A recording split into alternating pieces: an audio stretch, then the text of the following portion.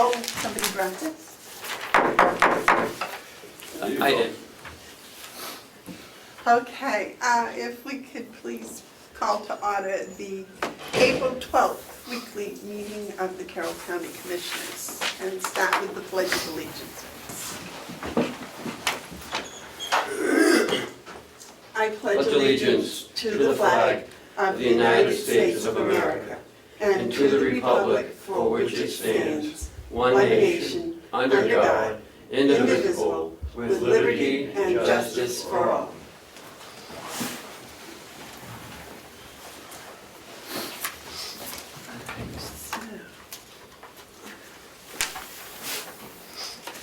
First thing is the approval of minutes from last week. Do I hear a motion? Make a motion that we approve the minutes of April 5th, 2017. Second. All those in favor? Aye. Aye. All right, they've been approved. Do I sign those? All three of you. Because I have to abstain from that. Did you want those for your records or? Yeah, thank you. Now, Mr. Hounsell, Commissioner Hounsell, because Cheryl is not here today, could you keep notes of Try. proceedings? Pretty much the motions. I'm not really good at. I'll do the motions. I mean, I'll do the best I can, but one of the flaws that I have, one of many, is. Oh, I was going to correct that, but Right, that's one okay. of the flaws that I have, one of many flaws is find a hard time participating in the discussion and keeping track of the notes. And every time I've tried to do that, the notes have to be amended because I don't get them right. But I'll do my best. It's the motions mostly that I'm concerned with. Yes, sir. All right. Madam I'll do Chairman, it, I agree 100% with Commissioner Hounsell. And is That it he a has chance to faults? have Carrie or someone come in and take the notes from the meeting so we can concentrate on what we're doing? It's a payroll week, and I'd rather not pull her out of that Okay. right now. So I will do it. And whatever I miss, Cheryl will get off the, Oh, okay, I'll all right, take- yeah, okay. I would prefer that just because not that I want to get out of work, it's just, I'm not very good I at it. agree with you 100%. And I can't read my own writing. All right. But thanks for asking. Well, that's what I'd say. Should I read these letters that I just got? I think you should do the public input. Okay. Yes, sir. Public input. No public input this morning.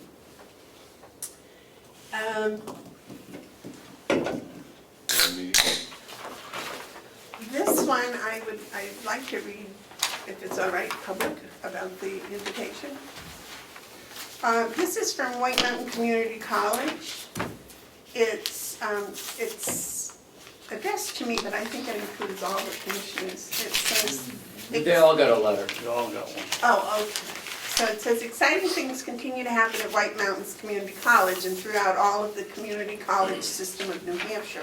We would like to bring you up to date on an informational meeting on Tuesday, April 25th at 4:30 at our Littleton Academic Center, which is located at 646 Union Street in Littleton. We hope you will be able to join us at this informative event. Please RSVP, et cetera, et cetera. So I was wondering if that is something you gentlemen would like to attend. When is it? It is April 25th. Let me look, I just saw this, And what kind of day is that? That's at 4:30 in the evening. April 25th is a Tuesday. Is it Tuesday? okay, April 25th. No, it's not. April 25th is a Thursday. What, it says 27. This says It's Tuesday. 2017, April 25th is a Tuesday. The 26th is the day you aren't going to be here. Wait a minute. I'm looking at a calendar. It says April 2017, and it says April 25th. It's a Tuesday, Mark. I don't know what's wrong with my calendar, it says Thursday. Well, the one on the wall says it's a Tuesday. It is a Tuesday.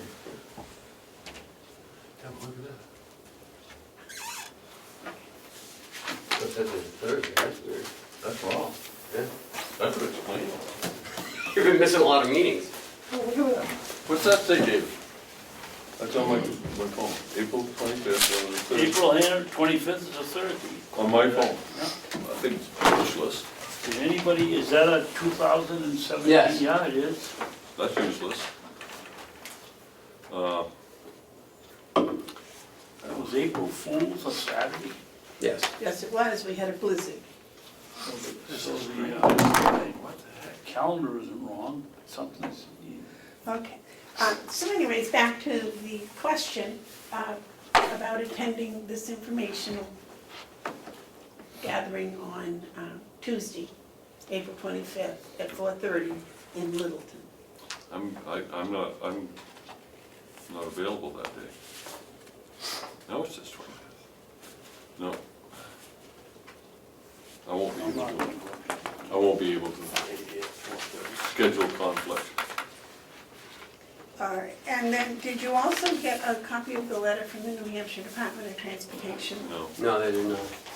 Okay, the New Hampshire Department of Transportation is planning this project, which will entail the rehabilitation of 950 feet culvert that carries the headwaters of the Saco River under US Route 302, and some rock scaling on the eastern side of Route 302. The existing culvert consists of a concrete inlet, followed by 3 segments of metal pipe. And that's at Hart's location, Madam Chair? That's what I was just trying to figure out. It's at the top If right. this is Conway or if this No, is... up the top right hand of the letter. Oh, I think I know where that culvert is. All right, it is North in of Hart's. Hart's location, Yeah. Carroll County. So,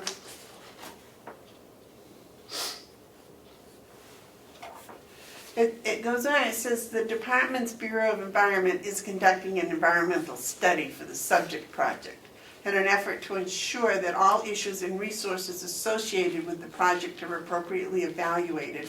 We request your agency's input. Please review this information and comment on the need for further analysis regarding resources that may be located near the project area. Any comments you may have concerning this project or resources within the project area will assist in the preparation of the environmental document. So I think first, it's very nice that now they sent a letter. Before, they just tore the bridge up in Conway and let us deal with it. Right. So maybe now they realize we're here. And this is up on 302 in Hart's location. And that's the main thoroughfare, I believe, up through there. Yeah, goes up to Crawford Knob. So we might, there's no deadline, I guess, on here as to, If they're doing an environmental impact, they're at the early stages. well, that's what I was looking for, what year they were planning on doing that. But if we could get the word out that if there is any interest or concern or whatever, now is probably the time to do it, and I'll pass this on to you. Got it, yes, sir. I would think it would be wise of us to inquire of the selectmen of both Hart's location and Bartlett, because they're right there, if there's any thing that we should be made aware of before we respond. All right. Because I don't know of any issue, but Hart's location, selectmen might. All right, I had spoken with the gentleman up in there when I was campaigning, and the DOT had done something that they weren't content with. But I think it was below that. I don't think it was at that place. I think it was slightly Well, they below it. rebuilt that bridge because of Irene, Tropical Storm Irene, Right, and that was, a number of years ago. well, just a few, but I don't want to say it was disruptive because it had to be done, but I think on something like this, when we get a letter that affects a town, we should inquire ourselves of the town, is there anything we can do to help them?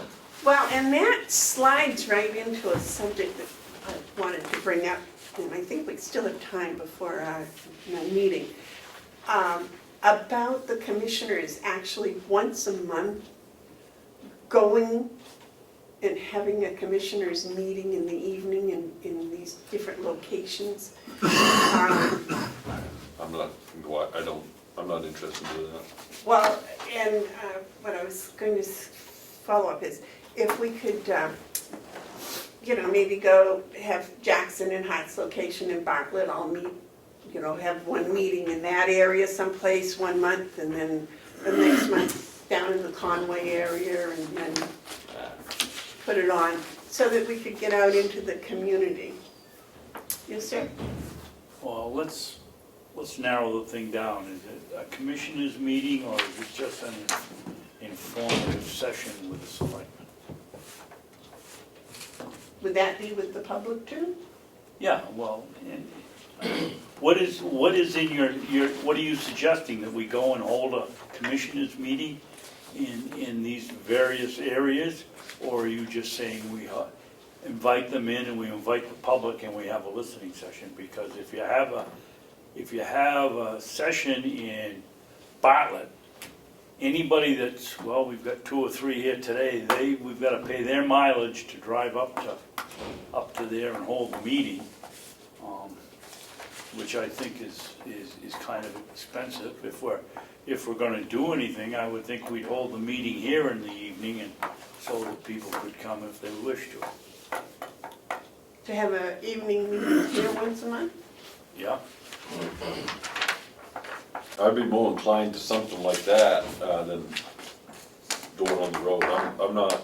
I've done that, seen that, it doesn't work. It isn't, I mean, it's a well-intended thing, but it's not an environment that I think produces good results. But, if we wanted to do an evening meeting, if someone needed that type of convenience, but I don't even know if that's out there. I don't know if there's, if we had an evening meeting and no one came. It's the lesser of 2 evils. Well, I just, We don't have to pay mileage to our help, but we're still gonna have to pay the overtime to come in here. I like choosing between no evils. I don't like any evil, even the lesser of the 2. Well, I don't want to do it. my thinking is, we're kind of at the bottom of the county, Mhm. geographically. And there are a lot of people that work that might want to come to the meeting. We don't seem to have a large population being able to come during the day. So I was just trying to make ourselves more available to the public. Yes, sir? We already tried that last summer. It didn't work. I mean, we had the same people, at night that we did during the day. Something we could do is put out the field, if someone would like us to come, a board of selectmen or group would like us to come, would invite us, then we can consider that, but just to assume that they want to see us, I think we might be embarrassed. Did you write letters? Didn't we discuss this before? You were going to write some letters to the selectmen? No, you didn't vote on anything. We've been talking about it, and I think in the past, because we've done this, and we just went to the towns, to the selectmen meeting, we took 10 minutes of their time. Some, it lasted an hour because they were very engaging. Others could care less. Why are you here? Yeah. But we had things to talk about because of the issues in 15, people were concerned, they had questions, and I don't think, personally, that there's any issues going on in the county that really anyone is concerned about. We've really tightened up a lot of our policies and a lot of the way we do business. Doing a commissioners meeting on the road is tough, as Commissioner Babson stated. Then we have to get space, and so another town, I find it that there's more roadblocks than there are. Well, what if we, I mean, I know what you're trying to do. wrote some letters to the selectmen and asked them if they had any suggestions? If they would like to have us come to have a listening session or have an actual meeting, or, yes, sir? this might work to achieve it, because I think I know where you're going. You wanna make sure that we're connected to all the people, all the stakeholders. Right, so why don't we look at it this way? Each one of us represents, have to come from a certain area, district, in order to qualify to be here. What if we each, on our own, took the initiative to establish contact with each of these communities, and say, you know, we're here for you, and let them come to the idea, to become aware that we will help them. And I use Conway for an example. They were having trouble with the DOT on Diana's Bath. The commissioners joined with others to encourage DOT to help out up in Conway and Bartlett. I was told by Dave Weathers, who's the chairman of the Board of Selectmen in Conway, that they've heard from the commissioner of DOT, and that they're coming up in May. She's coming up in May to personally make that assessment. There's an example that Conway knows works. That is connecting with the commissioners when they're having trouble with certain things to have us help them. If other communities become aware of that, then I think that they will be more comfortable contacting us when they think we might be of assistance. So then what you're suggesting is maybe each one of us in our own district go to visit our selectmen? Yeah. And we could speak speak for the board. Well, we go and speak as representatives of the board, but not in any, we can't go and say, well, we're gonna do this, because we still have to meet. But what we're doing is we're making that connection. Right. And I think that might be. So we don't need a motion on that, do we? We can just agree to do that? Yeah, I don't think it's. Is that you all need a right motion. with Commissioner Harrison? That's fine with me. The efficient, affordable way for us to serve our communities, I think, is maybe in that model. I believe on the agenda we have a none meeting, is that correct? Yes, ma'am. I'm not meeting with our attorney. Could I ask you to shut off your camera, go take a coffee break? Procedurally, what you would do is call a recess. Okay. So you just recess the meeting. Well, I'd like them to know why we're having Got a it. recess. Yeah, we're going into a non-meeting with the attorney. All right, and it probably should be about 15 minutes. Oh, Alright, I've gotta go. probably a little bit longer than that. May I ask, she came for public input, I'm sure. Is that something you can address at this time, or No, wait till the end of the meeting? can't. No, I came about your goat stuff, but I don't see an agenda and I've got to be in Conway. Maybe when we come back out, in 15, 20 minutes. I have to be in Conway by 10:30 for an appointment I could not. Okay. Okay. Well, I wanted to hear what she had to say about goals too. We can't put the attorney on. I also wanted a non-public, but I'll deal with that some other time. Okay. That's okay, don't worry about it. Can we put you on the agenda for next week? That'd be fine. Okay. That'd be lovely. If you need a non-public, you need to talk to me first. Okay, and I'll give you my card, and you can call me or email me or. Problem with going out an individual, I don't wanna go. I probably don't have more to say by next Yeah, week. sure.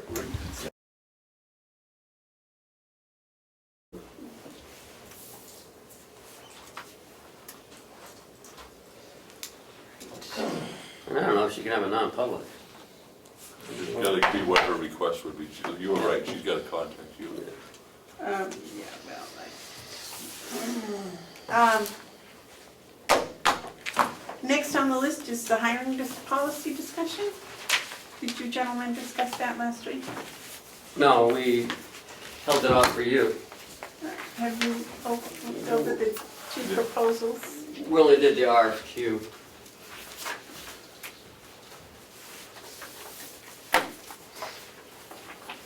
So this is what I'm recommending.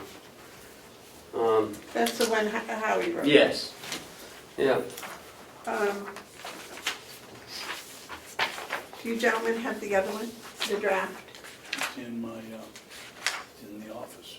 Have you had time to look at it? I have no problem with, I looked at it last week, yeah, 2 weeks ago. I have no problem. I think it's well thought out. We'll serve it. This one. This one. Right, I know, but I'm talking about this one, if you had time. No, let me see which one it is. I didn't bring last week's pack. Yeah. Yeah, I read that. I don't, that's fine to me. Well, this Do is you a have- do you draft. This needs, I think, Fine for to us me. to do maybe a little Well, that needs a lot more work. fine tuning. Well, I don't know if it needs all that much more work. It's the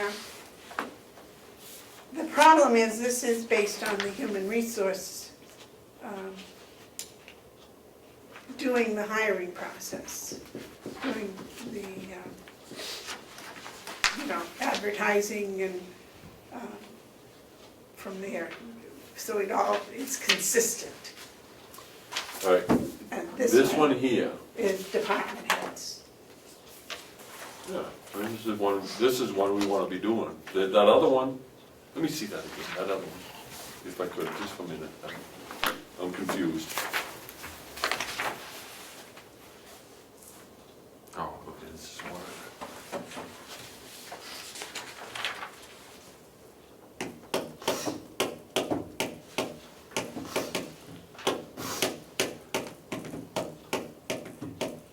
Hey, Fitch, You want more time to study the two, is this, because this is kind of important. Yeah. is this a hiring policy for the entire Yes. county, or?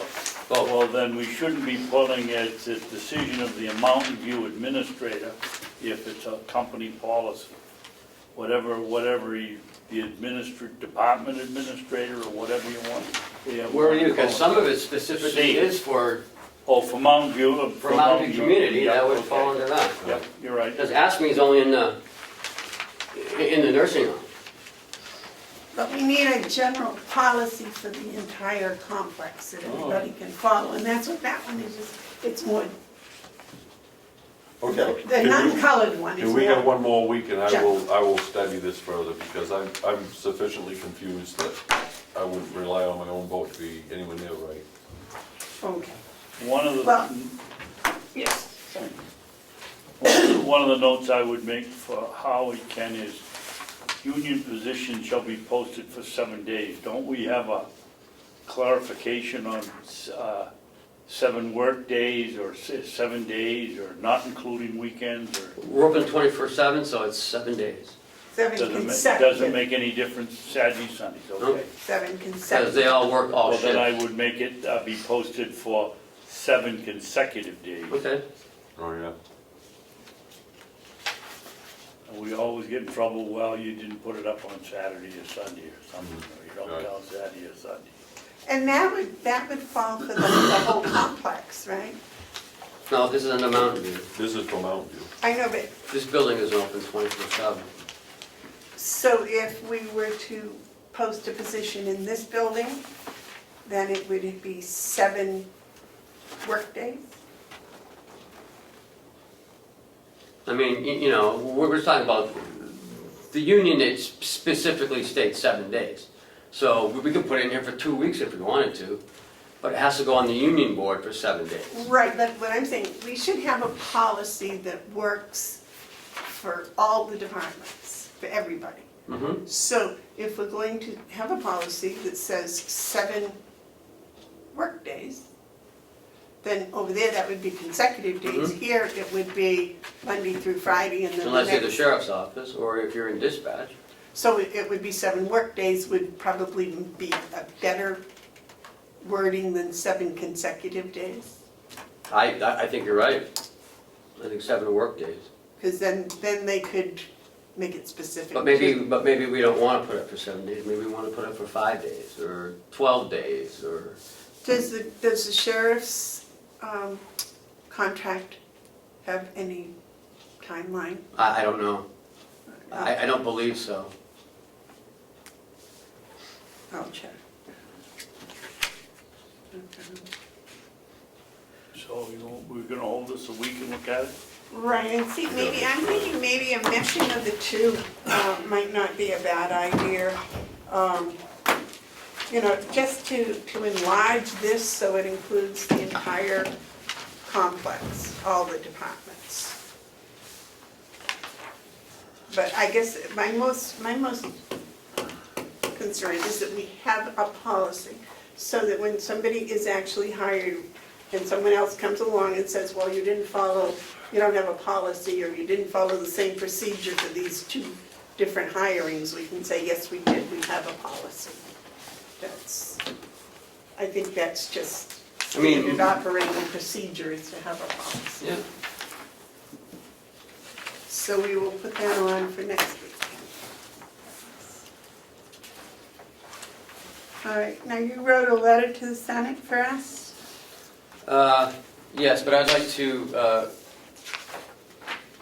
it's in your packet, and I have this one for you to sign if you're so inclined. It's on House Bill 296, which has to do Copy of that. in- with the forensic audit. Yes. I have no problem with the first two paragraphs. I don't think we need to include the third one.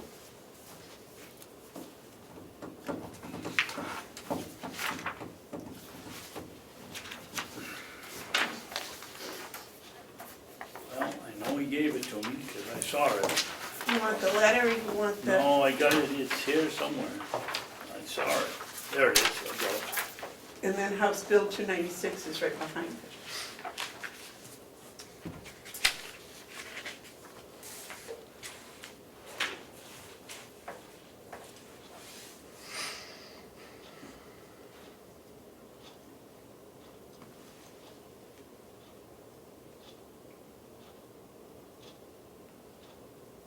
So if we do take out those, like the two sentences, should we put the, the commissioners do not support House Bill 296 as written? I think that, and then end it with thank you for your kind consideration. So what do you want to take out of it, Mark? That entire last This bill paragraph. should have the I think request. it would actually work counter. Why? Because we're now, with that, we would be stepping into the political debate, and we must be aware that there are people who will side against us with verbiage of that last paragraph. I don't think it's necessary, helpful, and it's risky. Well, and I support it because I don't think the bill should pass in any condition. Yeah, but when you say the bill should, then we're engaging in the discussion that they're having. What we say in the first two sentences is sufficient to describe our position on it, and then a final sentence saying we, for reasons stated in, as well as others, we do not support the passage of House Bill 296. Thank you for consideration. Thank you for your consideration. And I think we need to CC this to the governor's office and to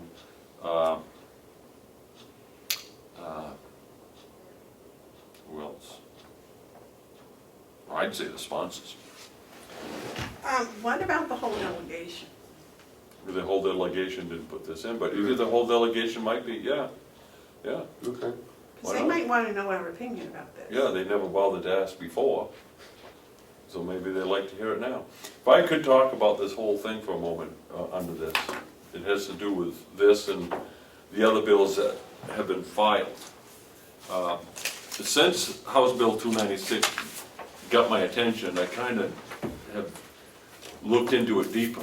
And I look at these other bills that were put in, such as 167 relative to audits of county funds, and 461s, which is solely for Carroll County. It's not the rest of the counties. Carroll County's been picked out. This year. 461 is relative acceptance of grants by Carroll County. I want to comment on those bills and the approach that the sponsors seem to be taking.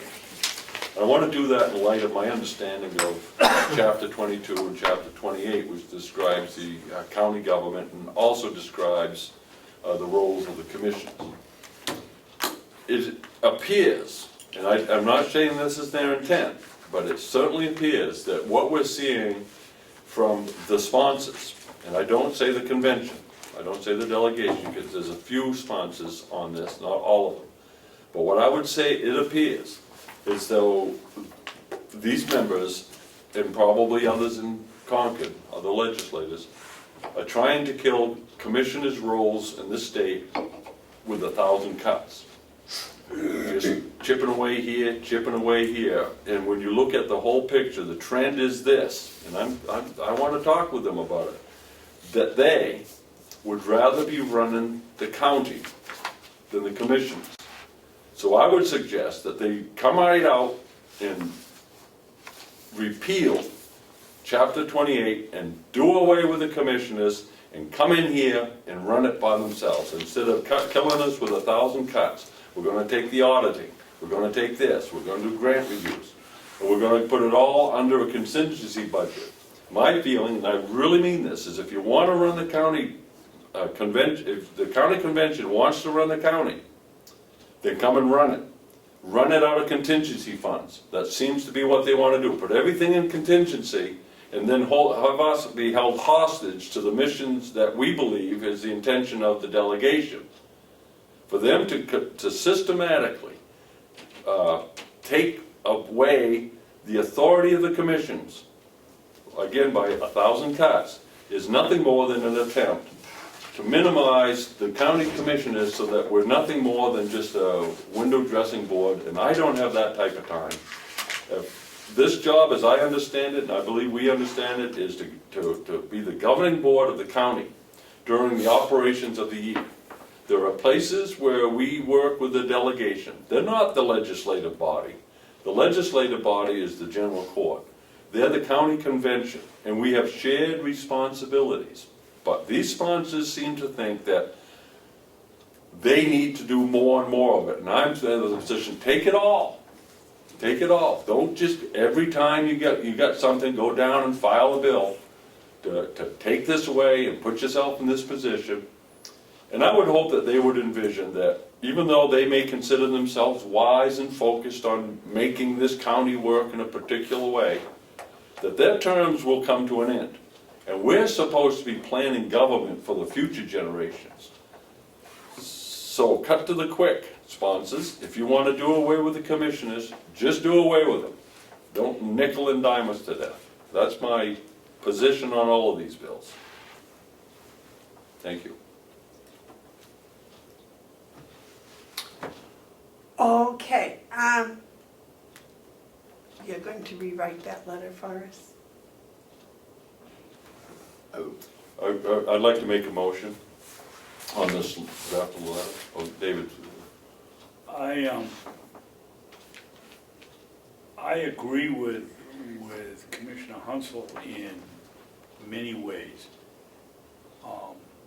This delegation, I don't know whether they're trying to do away with the commissioners, Mark, but they certainly are trying to take control of what we do by pulling the financial strings around here. And the farm is a good example, and the public works last year cut $90,000 out of it. You know, no help with you. Where do you make it up? How do you do it? And they are just chipping away at it. The sponsors of all these bills are virtually the same. Mm-hmm.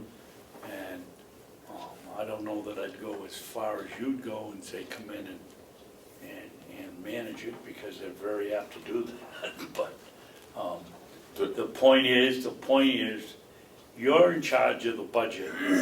You give the budget to us, let us manage it. Right. And you know, until, if anybody that's watching this can't see that there's been huge changes for the better around here, then you know, I don't know what else we can do. I think you're right, David, and my point is this.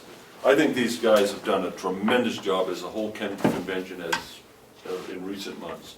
We have a budget that has reduced taxes.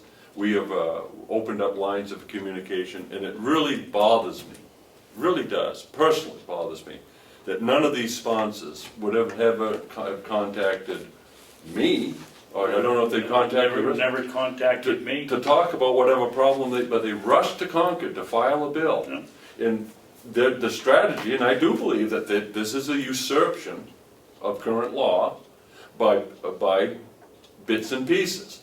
And they are able to achieve that in the fast pace of a legislative session. They would not be able to get the support that they're getting for these minor bills if they just came out and said, hey, look, we just want to run the county, which is really what these sponsors would like to do. So just put that bill in and see how that works out. See if the rest of the state, see if these other counties want to do away with county commissioners, because these bills represent a move to do away with not just Carroll County Commissioners, but all of them. The delegations, or the conventions, or these sponsors anyways, I don't believe it's the whole convention, would like to manage the government, micromanage. They don't seem to understand that we respect the job they have to do, but in turn they don't seem to, with these bills, respect the jobs that we are expected to do under the law. And I care deeply for these sponsors. Some of these guys are personal friends of mine, and I don't want it to make it sound like I'm upset with any one of them. I'm upset with this type of tactic. It's not the first time I've seen these things take place. Cut to the quick. You want to do away with this, put one bill in and say we're going to repeal 28 and we're going to run the county. Well, and then they might put another bill in that says that the legislature, their delegation will no longer have anything to do with the county. We can have the county, Could be the like- town budget I committee. don't think in the full light of disclosure that the general court would pass either of those bills. I think the people of the state of New Hampshire are happy with the way county government works. And these little maneuvers to take this piece away or that piece away, I don't like it. I'm never going to like it, and I'm never going to apologize for not liking it. Okay, now, back to Ken's letter. Okay, so I have a motion if you'd like, because I think Ken needs direction. Yes. I'd like to, I make a motion, we take the letter as is to paragraph 1 and 2 and rewrite paragraph 3 to say, the Carroll County Commissioners oppose the passage of House Bill 296, and we appreciate your kind consideration. I'll second that, because I'm very much in favor of Okay. all of those. Oh, he's good. Yes, discussion? Yeah. I certainly agree with Mark that we should put that paragraph in. I see the last paragraph as giving us a little bit in control of this bill if it passes. The bill should have a request from the commissioners to the county convention that a forensic audit is needed. Who knows better than the commissioners and the administrators that we need a forensic audit? We're here every day. That's good. If I might, Yeah. this bill is in need of a couple of amendments. One being, if you feel you need to pass this, please insert that a request from the commissioners and then onward. And then the other thing is that we are not bound to the limitations of funds transfer when they use our personnel to conduct their audit. If it's their audit, if you look at 296, what it says that they are going to do the audit. My position is if this bill passes, they get to do the audit. They get to have their own checkbook, they get to run that whole thing. I'm not gonna have to sign a check for anything that's under their authority, not under mine. And further, if they need to have someone come in and do a forensic audit, and that's going to use our staff time, which it would, Absolutely. that is going to siphon money from our programs, because time is money. And so when our guys are working on their forensic audit, it's at our expense, and we should have a way of being able to transfer from their contingency to pay for that. For example, if they had $100,000 to do a forensic audit, and they go out and hire, under contingency, they go out and hire an auditor for $100,000, and the auditor comes and says, okay, we need Chuck and the secretaries and human resource and all this stuff and all these departments to give us information. That means our staff is now engaging in an expensive use of our budget for their forensic audit. And so they would be siphoning resources from us to them, and then under current law, we're not able to make transfers without their permission. Yes, sir. Mark, I agree with you 100%, and I've said that from the beginning of these 91As, we should be compensated for the time. I think we should put in there that they either raise the money from a supplementary budget request. I don't like the transfer because we've had department heads that have worked a year to get their budget, and now because they feel that we need a forensic audit, we're gonna have to transfer funds as it stands, either out of a contingency fund or a department head's budget. Right. I think that's wrong. Yes, and we don't wanna be in the position saying, okay, you've taken $20,000 worth of our time for your audit, we want that money back, and then have them in the position to say, well, you can't have it. At that point, they've spent our money for their project, and I don't like that. If they wanted $100,000 in a contingency to manage, then they better allow that, for more money for us to cover our involvement in it. And even then, I don't like it, because under 296, that audit would be theirs, not ours. Right. And I'm not gonna have any part of it if it's theirs. How Now, about, if they came to me and wanted to do the audits that we need to have, I'm open to hearing this. We just had some reports last week. You know, how many pages? Almost 1,100. Yeah, so you know, what the needs are and all that needs to be discussed, but I don't know what's going on. I think it's so political that they don't see the flaws in it themselves. how about we put in either a supplementary budget or a line item under the convention for a contingency for a forensic audit? I think we need to make sure that, Put however that- we put it, Put 40,000 or 30,000 or 20, whatever it's gonna cost, if they have one, the money is in there, and that can come out of their line item.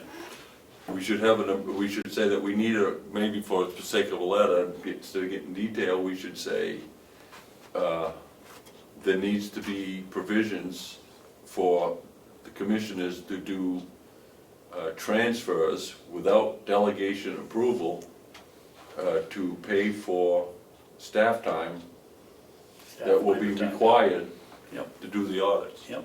You hear what I'm saying? I mean, they're out of session until, The 20th. Except that no matter what you do, it's gonna come out of the established budget unless you have extra money in there to pay for it. what the Senate should do. I don't know that they will, but they've got a long list of bills that they tabled. They put this one in They the should pile. put this one in the table and see if whether or not we can't solve it ourselves without their interference. That's why I'm in favor of the last paragraph just saying we were opposed to it, period. And that's probably and then that might be the way to go, instead of we could say something, this bill is in need, if you feel this bill needs to pass, be advised, it is desperately in need of amendments. Yeah. Okay, so, Financial amendments. so we, the Carroll County Commissioners, oppose the passage of House Bill 296 as submitted. Introduced, Okay, As passed by the House. oh yeah, passed it out. passed by the, Should say House of Representatives. Without additional. but are open to. But if you feel it's necessary to pass this bill, we respectfully submit that there is a need for additional amendments Yeah. to the House bill. Okay. Financial amendments. I wouldn't say financial, just I'd just amendments, say- because some of it could be procedural. You know, like how do we do transfers? So when is the Senate discussing this? They already heard it. The Senate committee heard it, Yeah. they have not filed a committee report as of yet, as far as I know. No. And so that's the critical piece, that's why we gotta get this to the committee. Because this committee is going to file a report before the full Senate. The Senate relies on committees. You know, there's just so much going on. I understand it.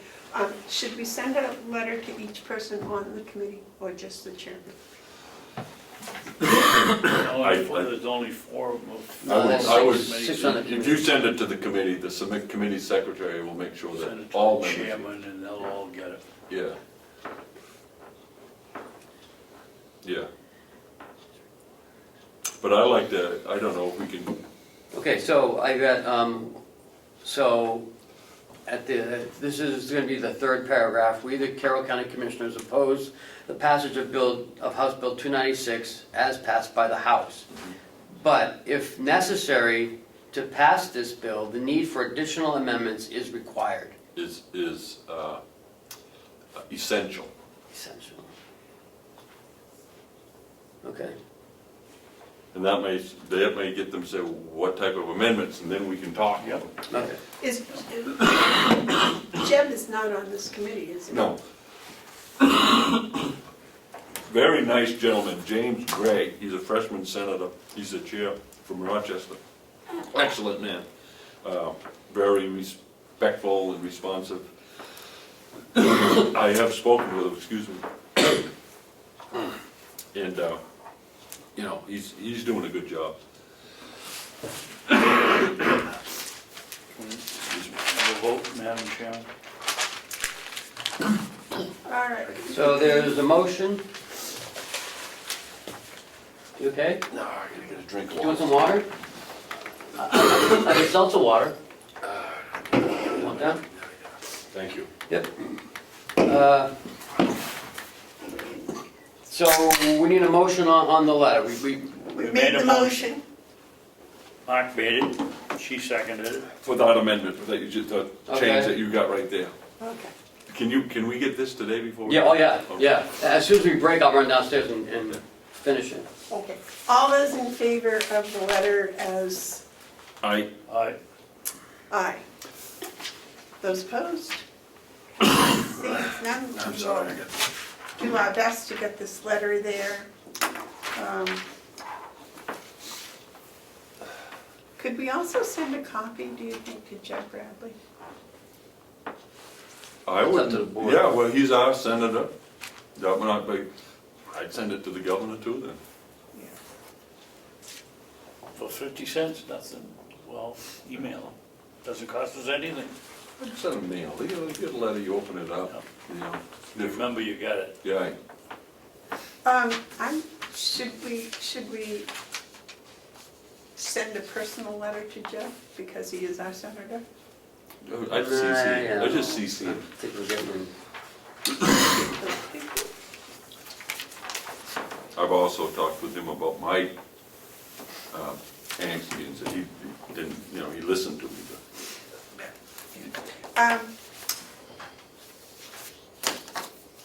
I guess we can move on to the yellow folder. okay. There's nothing else, is there? No. Am I supposed to, did we sign the minutes? You started to. I know I did. David signed it and Amanda signed it. I gave you my, there it is.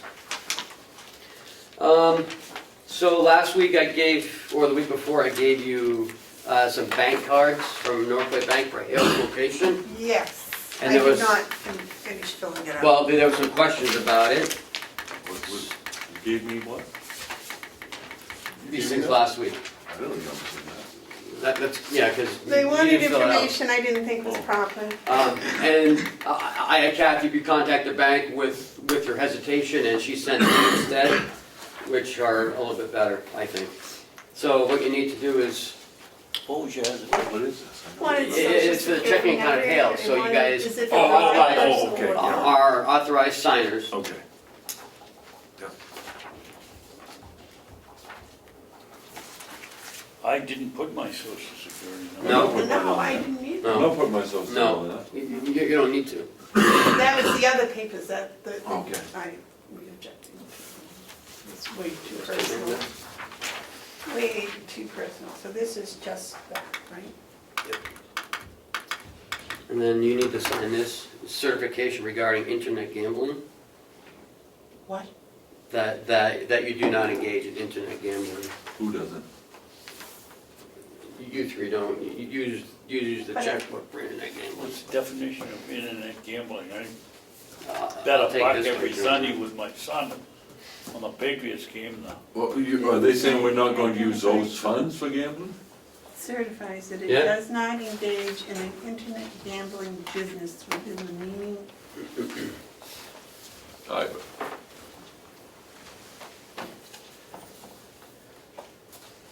I'm not signing that. I'm not telling people what I engage in. Oh, you don't need to sign that, no. Apparently only Amanda does. No. Well, I gotta. She better not be signing it and they think it's speaking for the other two of us. Well, no, because You mean Tell don't the sign. bank what I engage in. No. It says I'm gonna I'm have. going to Oxford for my birthday, so I mean, this is kind of. Well, are you taking any of the Hales location funds with you? Well, of course not. Well, no, but Well, I Yeah, I just wouldn't. like saying things, so I read the. how you doing? Good, thank you. Hi, Grant. Is How that are you all the today? yellow folder? No, no, No, this cake, will stay on that. okay. Well, Bert Yeah. has a 10 o'clock appointment, Well, and he- he's 5 minutes early. So Nice. let's finish the yellow folder, Madam Chair. Yeah, I think. Also, we have a bank statement for Hales.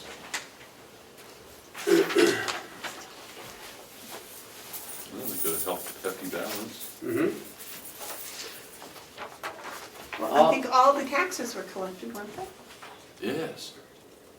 Did you say 100%. that, 100%? Yeah. I didn't. Yeah, she did. She did, wow. 100% tax collected. In your packet, there's also a letter to Miss Seavey that, I don't know if Commissioner Babson wants to read this letter, or do you want me to, or do you want to read it at all, or? I'll read it. It's, You people asked me to write it last week? No, you weren't here. You asked me to write it last week, Mark. Yeah, I remember that. Thank you So for that- taking the time to write us and update us on the terrific work your organization does for the citizens of Carroll County. Not many of the outside agencies for which we appropriate funds take the time to highlight their work to the extent that you have done, and that should be your, not our, your letter to us. We are struck by the time and money spent out of their own pockets that your volunteers donate. It appears to us that our donation of $50,000 is well leveraged. I'd like to change that to contribution. Okay? If you Yep. don't mind. No, I don't. That's a good word.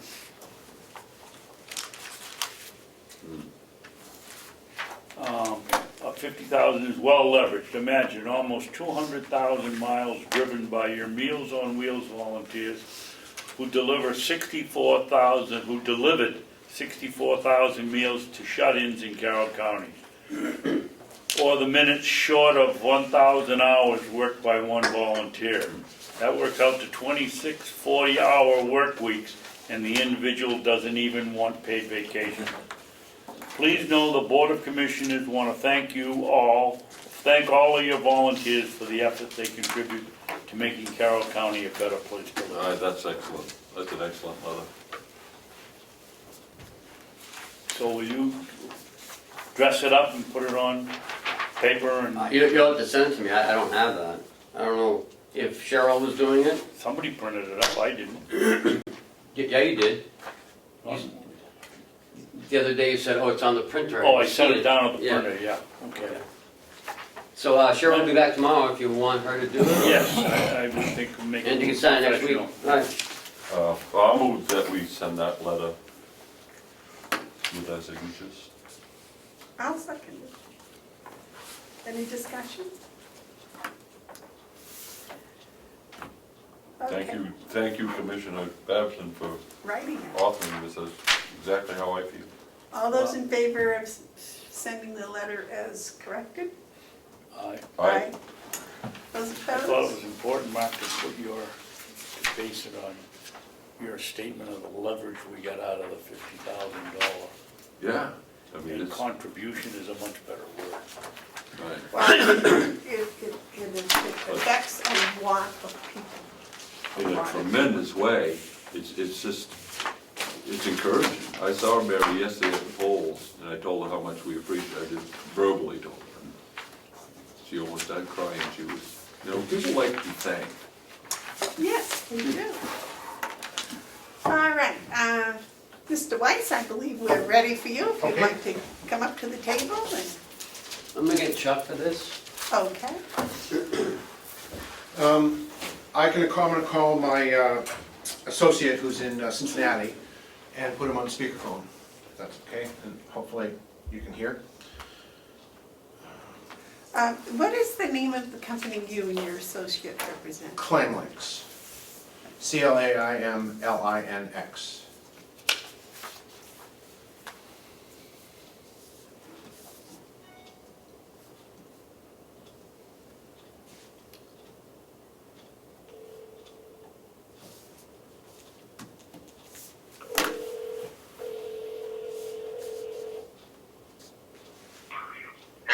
Hey Tom, Bert here.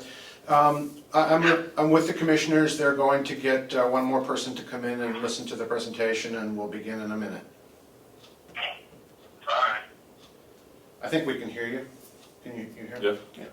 And who is the gentleman on the phone? Okay, gentleman on the phone is Tom Quigley. He's the president of Claimlinx. They're located in Cincinnati, and he and his wife are residents of Freiburg in the summertime.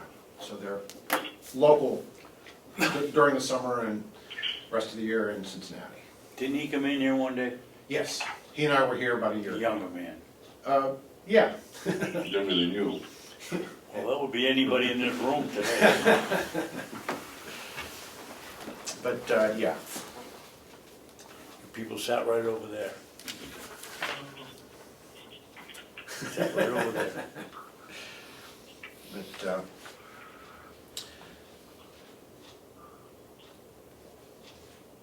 I'm trying to hold back my urge to talk because we'll say all at once so everybody can hear. Chuck coming up. Yeah, he's slowly climbing up the stairs. Did we sign the, Hey Bert, would you mind just move over 1 second? Chuck's No. here. Thank you. MOU for Hills location? We'll have to add that.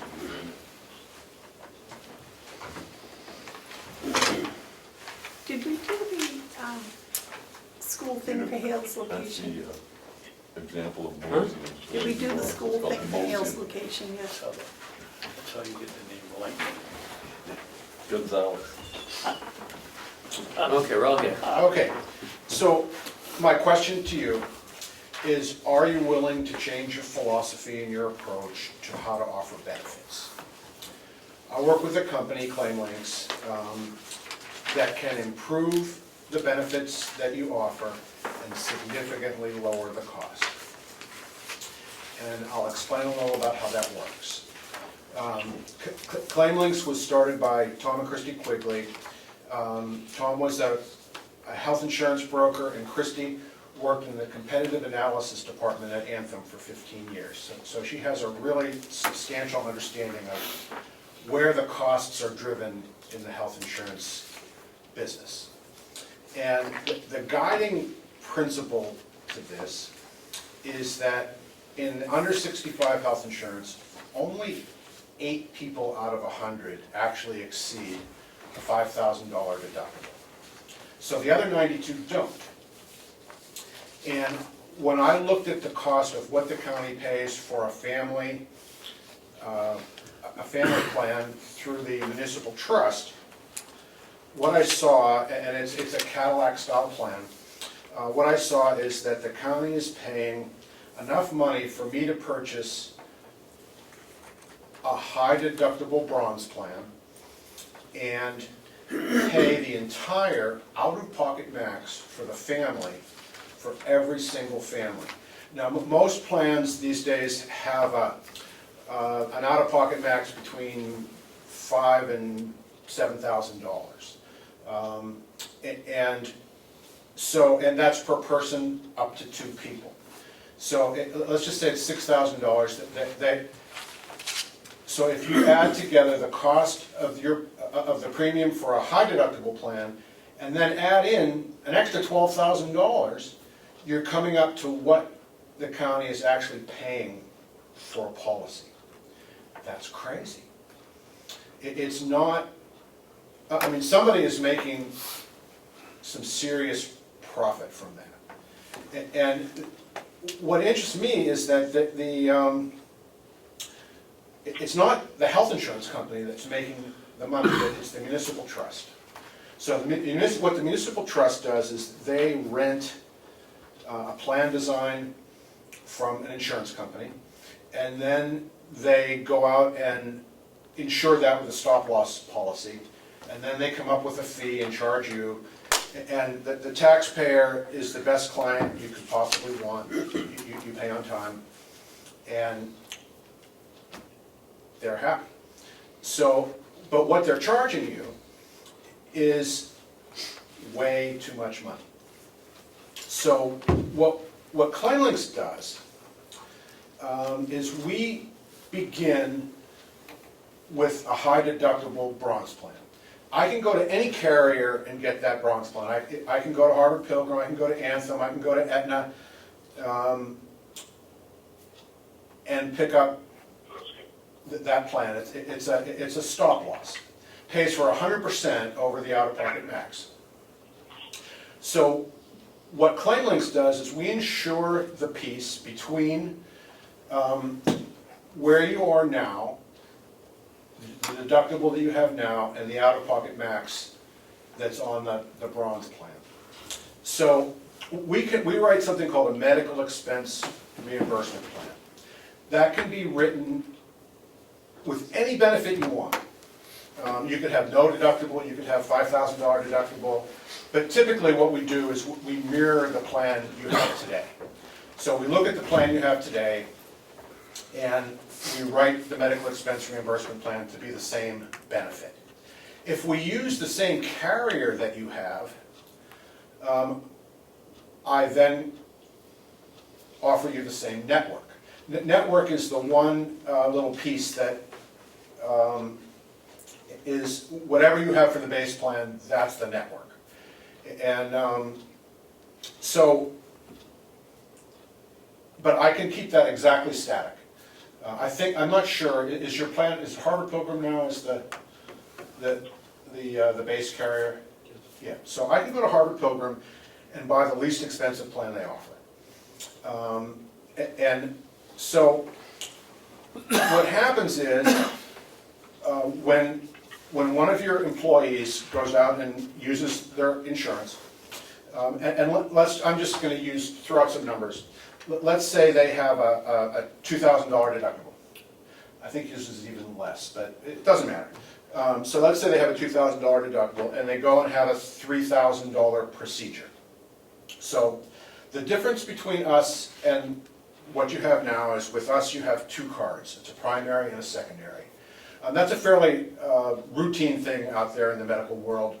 A lot of people have Medicare and another carrier, so it's primary, secondary.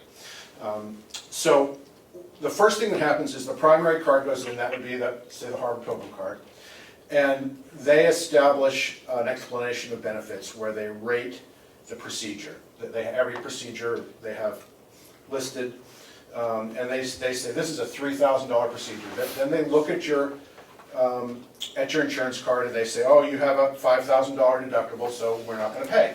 So then you put in the ClaimLinks card, and ClaimLinks looks at it and says, okay, it's a $3,000 procedure, you have a $2,000 deductible, we bill the county $1,000. And we bill twice a month so that the doctors and hospitals are paid in a timely manner. So, and of course the person is on the hook for the $2,000 deductible. So basically, the county only has to pay the extra fees when somebody actually uses them. Most people go to the doctor once or twice a year, and they don't come close to their deductible. So The savings here can be tremendous. I work with the Comeau Daily Sun. In the first year that they were with our program, they saved $29,000 on 29 employees. Now, their plan was fairly high deductible. Your savings will be much greater because your plan is a richer plan. And then, so then there's one more piece to this, which is I want the employees to be happy, no complaining. So what we do is we work with AFLAC. Now, the county is an AFLAC account. And so what I'm going to suggest, and we can, the numbers here are flexible, we can look at it all and pick a number, but let's just say $50 a month the county would give to each employee to purchase AFLAC. And many of them already have it, but you're saying, okay, we're going to pay $50 a month towards your AFLAC. Now, what AFLAC does is when you hit the medical world, be it through an accident policy, hospital, cancer, whichever policy you choose, or policies, when you hit the medical world, AFLAC sends you money. Now, that money, you can do anything you want with it, but it's typically used to apply towards your co-pays and deductibles, because one of the problems with insurance today is that co-pays and deductibles are high. So the AFLAC piece kicks in and helps towards that. So basically, we want to see your employees be happy. Now, one of the things that I can tell you is that this is a level more complicated than what you have today. That's absolutely the case. But the savings can be in the 6 figures or 7 figures very easily. So what I'm going to ask you for today is, in order for us to make a proposal to you, I need 3 things. I need a census, I need a copy of your current plan, and I need a bill, a monthly bill. And what we're going to do with that is we'll create a proposal, and in the case of the county, we will probably include an employee whose job it is to help solve problems. And the kind of problems that I encounter with the Sun, for instance, someone will call me up and say, oh, my doctor says I'm not in network. And I call up and talk to the doctor's office, and we find out, oh, yes, they are in network. The pharmacist didn't submit the cards right and got the wrong ruling. I mean, these are the kind of things that happen to everybody, and they're maddening if you're the employee.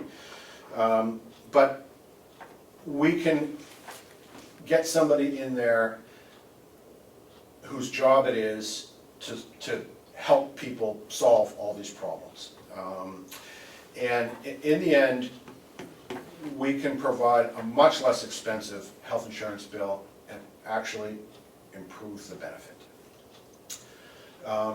One of the things that Claimants does is, when we do the proposal, we'll explain it, but part of our fee to administer this is 20% of savings. So that's why I want your bill for current month today. You save, we know what you spend now. Each month of the plan, we compare what you spend that month to what you spend before we started. And 20% of savings is our commission. So our incentive is to save you as much as we can. So one of the ways, for instance, we have a service, if somebody has a hospital bill that's $3,000 or more, we have a service that will call up the hospital and negotiate a lower rate. And often they're able to do that. We know that if people are on certain prescriptions, that they can get cards from the drug company that will sometimes pay 100% of the cost of their very expensive prescriptions. So we know all the little tricks to save money.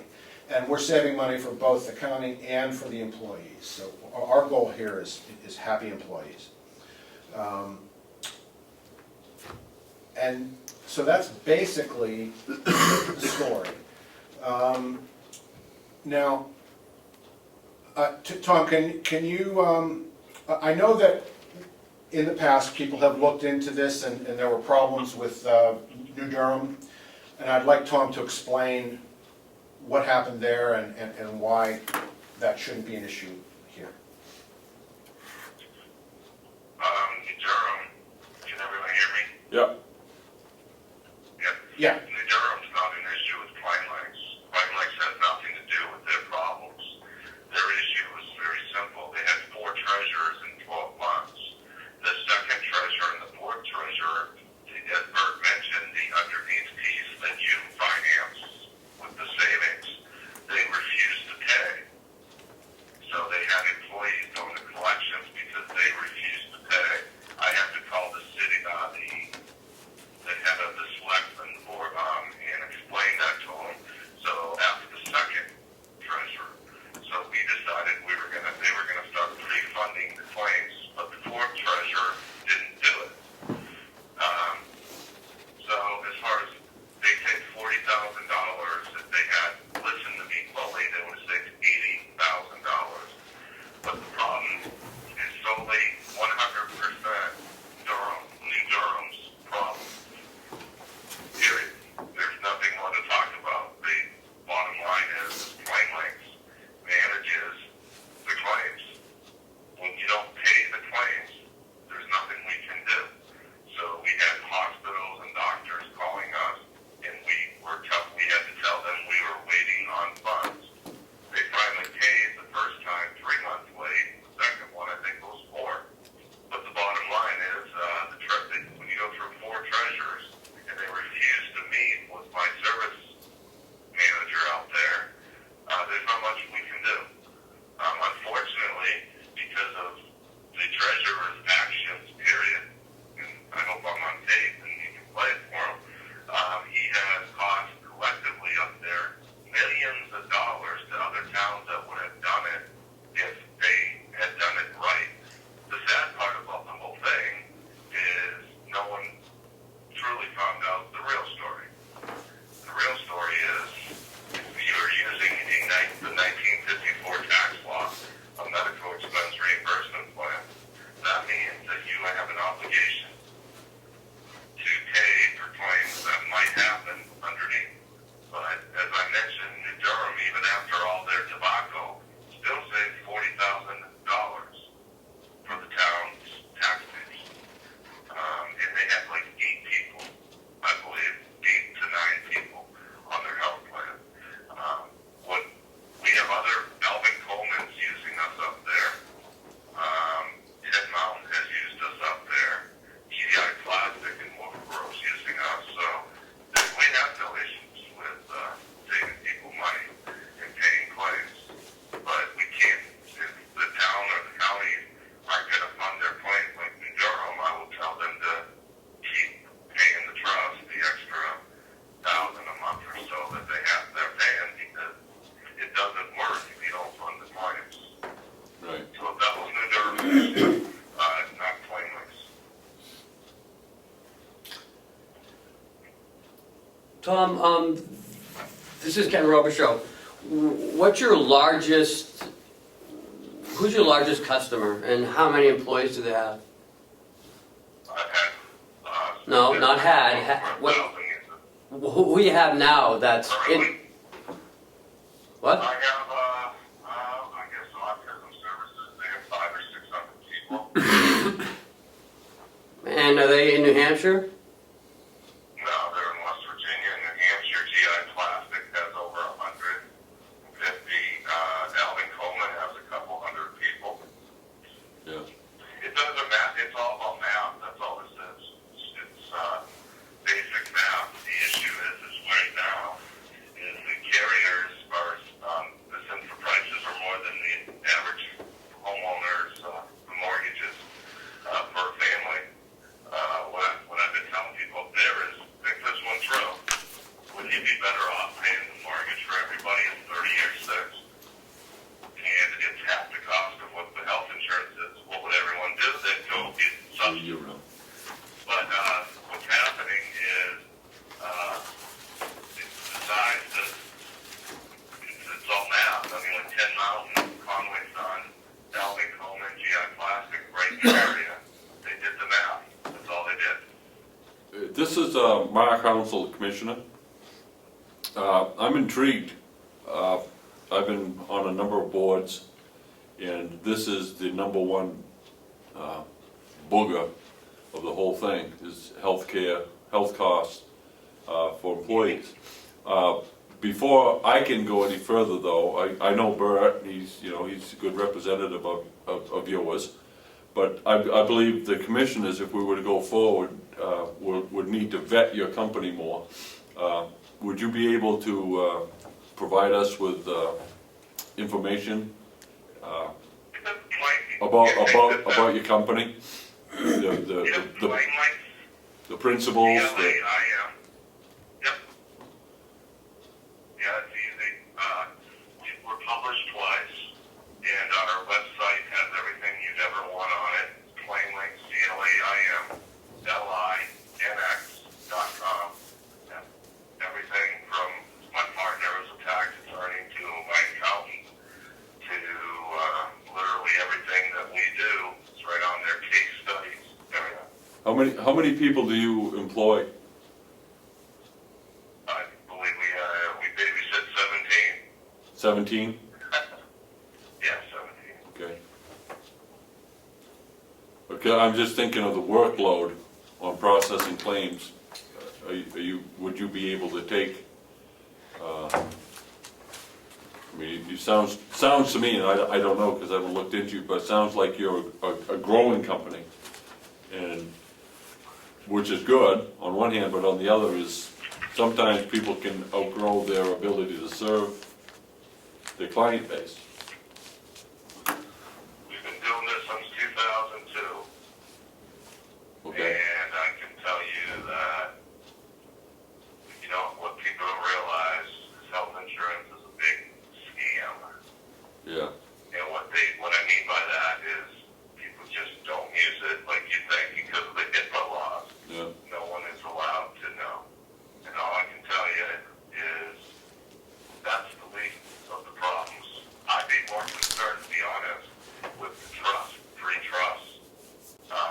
What you don't realize is, you realize there's rebates on drugs that they're getting about half of the cost of bringing drugs back, and guess who's getting it for trusts? You're not. Mm-hmm. I did research. One of them made 18 million. The other one made 5 or 6, and the other one made 3 or 4, and that didn't include drugs and other things. I used the word fleece to the Conway Sun when they interviewed me about it, and Manchester paper called me, and I used it again. I'll use it again.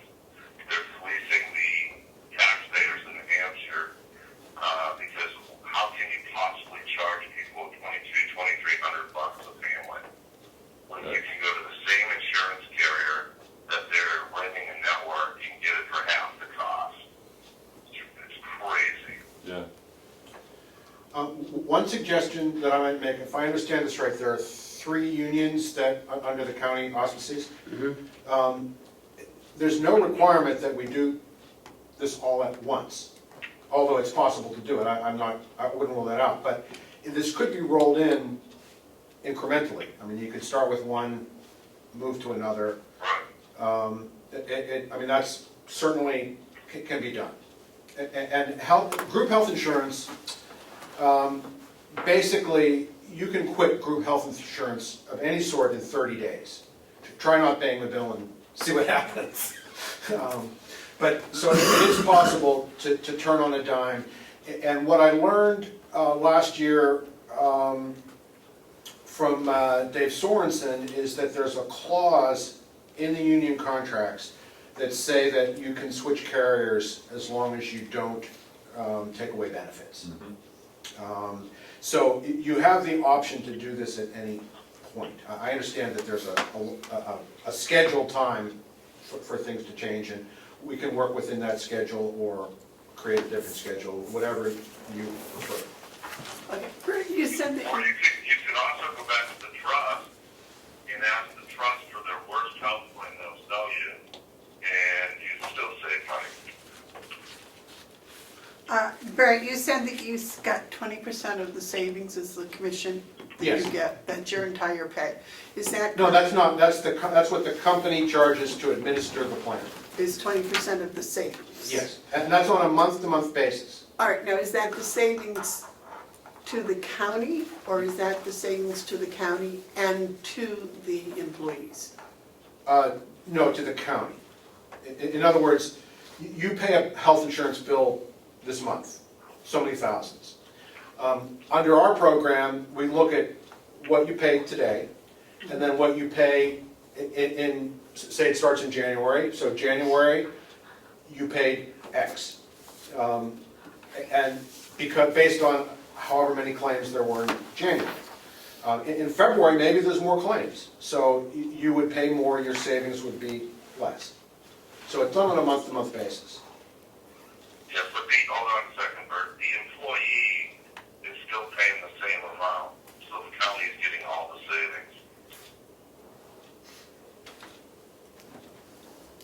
Their benefit doesn't change. Okay, but I was under the impression they got refunds for their drugs, rebates on the drugs. No, that comes, well, Tom will explain that, because that's not my area. What was the question? How does the rebates on the drugs work if you're doing it with line links? Well, the rebates, we use a third-party vendor. We design it where the county's paying it. The county gets the rebates on the drugs. On the current system, the rebates go directly to the trust.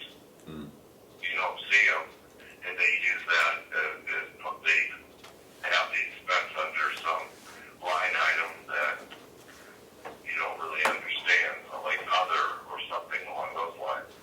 With ours, all we're doing is we're saying, hey, if you design it the way we would, you would receive whatever rebates potentially that your brand name drugs pay out. Because the vendor we use pays you directly back, not the trust. How we save people even more money. It's just a bonus. Okay, so which month do you choose from us as a standard that you compare each of the other months to for your savings? Well, you look at the savings, you just look at what you're currently paying for family, spouse, children, and we just use those big numbers. Tom, you're breaking up a little, but I think I can answer the question. Yes. So you pay the same each month for this whole, for the contract year that you're in. So we would just look at what do you pay today, that's the base. And then, once you're on our plan, it's what did you have to pay through us? We compare the two and evaluate.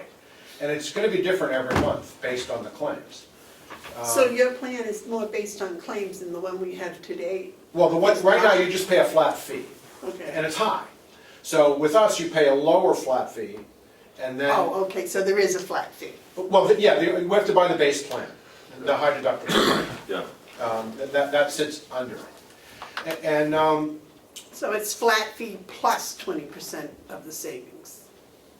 Correct. yeah, well, that's included, and so what I'm asking for here today is if I can get from you a census, a copy of the bill, and a copy of the plan design that you have today, Tom will put together a proposal, and we'll present it in a webinar, and maybe even in person if it's, I'm not sure what his time schedule is, but he'll be coming here at some point in the near future. But it doesn't matter, it can be done in a webinar. Is there a way to put a screen here and do that for everybody, or, We just do it right on the whiteboard. and do we have a way to project it? Yeah. Okay, so, yeah, so that's perfect. We just reflect off the Chuck's head. Yeah, there you So that's perfect. He'll present it, as a webinar. You can have the, you know, the data to evaluate. And so that's really what I'm looking for the opportunity to do, is show you how it works.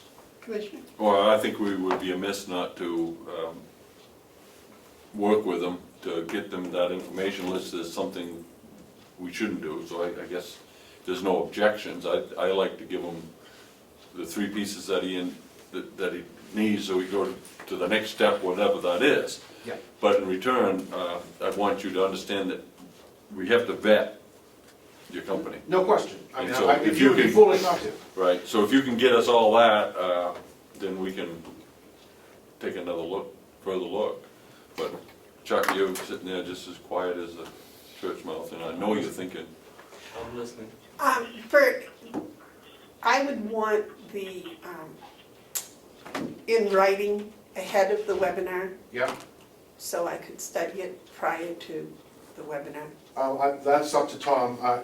Tom, did you hear that? I missed that, I'm sorry. What was that?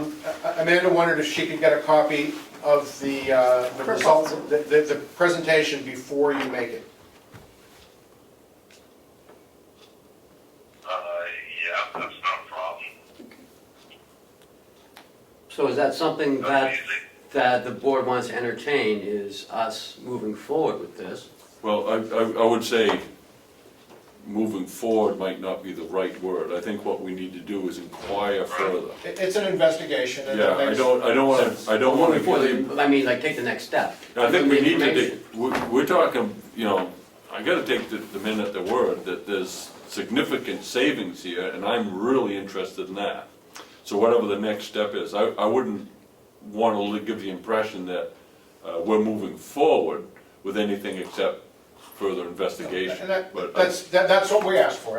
That makes sense. is the 3 things that you needed were, again, what? Census. Yeah? Can we do the census? Can we give them the Is census? this what the board wants? No, I wanna hear from you. Do you think, is that a problem? And I don't need names if you're not comfortable with names. I don't care about names, but We just want amounts. what I need How many is plans? ages, family size, you know, who's on a family plan, who's on an individual plan, who's on a spousal plan, what their ages are, and No names. I don't care about names. You Oh, can- I do, no names. Well, but it's easier for some people to just give you the file, but if you're not comfortable with that, that's not a problem. I'm not. No, that's fine. So a census, a copy of a monthly bill for that census. I mean, in other words, you could break this down and say, okay, this is Union A, here's the census, here's the bill, here's the plan design.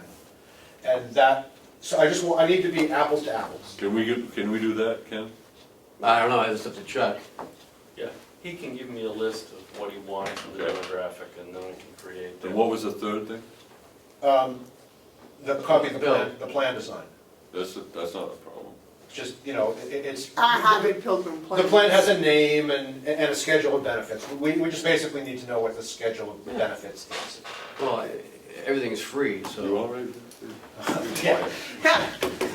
Bert, I know this is more work, but if you could do each of the unions and the non-union group, Yeah, it's 4 separate, and then the whole thing, you know, so Yeah, we we could can break it look down. at that, the 4 breakdowns, and then also look at it as one big package. sure. No. So we can compare. I'm a mathematician, I just love to compare Well, numbers. We like mathematicians because when you break this, health insurance is emotional. Everybody has this emotional thing about it. But we look at it as numbers. Right, I'm hearing around 400,000, it's a savings, which, that kind No, of. he said $1 million. How much? I He said $1 million. Well, hold on here, let me step in here. When I saw you guys a year and a half ago, the savings was gonna be at least 1.5 million easily. Yeah. You guys have gone up. I don't know what your total is, but I'm assuming you're paying what, 4 or 5 million a year? No. 3. 3? No? Yep.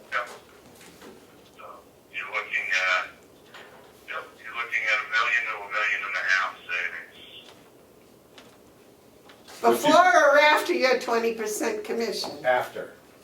50% reduction in It sounds like a third. 3 million and 1.5, that sounds like. Well, I Well, think it's pushing. there's no point in throwing out hard numbers until we see the numbers, but the ballpark, shoot from the hip, is $1 million, So that's about a third. yeah, and there are different approaches that we can take with the base, we can use different base carriers, which, I don't even want to go I'd there. like to stick with the one we have I'm comfortable right with now. that. That's So what I'm we've got saying. is that something to Let's not compare. change that, let's keep that static. And if you want to change it down the road, that's certainly an option, but. And the deductible would still be the same. We would keep the plan design exactly the same unless you wanted to change it for some reason. But typically, we would keep it the same. Well, is there any way to pass on savings to the employee? Well, I was Well, wondering so what if we're, so my. we drop the my- deductibles. Well, my proposal for the employee is to add an Aflac stipend, Oh. where you give money to the employee that they can purchase Aflac Oh. with. And that, so if they were to buy a hospital and an accident plan, and they ended up in the hospital, Aflac would send them money, which could be used towards co-pays and deductibles. And typically, it costs less to add Aflac to your portfolio than it does to buy lower deductible. So it's and you're already an Aflac account, so there are already people who have it. You would be giving them an extra benefit, and that, we can work that into the proposal. And it's actually included in the savings calculation.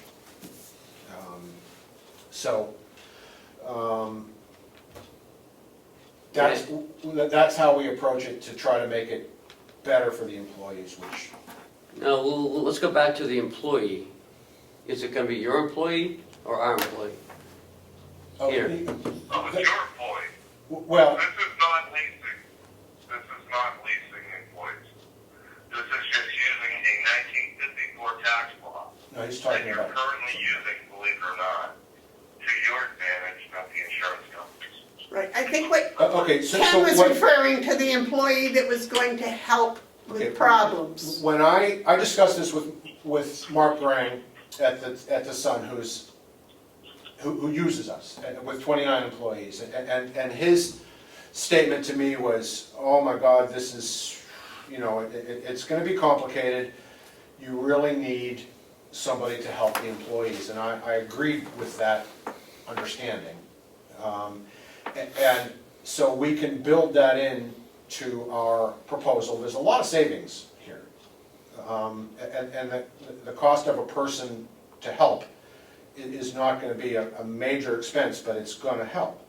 And this is really up to your approach. There are 3 ways this can be accomplished in my mind's eye. One way is somebody can have an office right here in the county. Another way is somebody can have an office somewhere else in the county. Another way is that somebody could have an office at Claim Links. In today's world, the key is that you can pick up the phone and Right. reach somebody. So I don't think it's critical where that person is housed. What's critical is that that person is accessible and knows how to solve the problems. And I might even apply for that job because I know how to do it. But that, I don't have to, I mean, it doesn't have to be me, that's for sure. But I have experience with this with my other clients, and my phone rings a lot, and I have yet to come up with something that I can't address in some reasonable way. Okay. So, Does that take a motion? I don't know, you need Yeah. a mo, you want a motion? Yeah. I make a motion that we provide the 3 bits of information that Bert's asking for.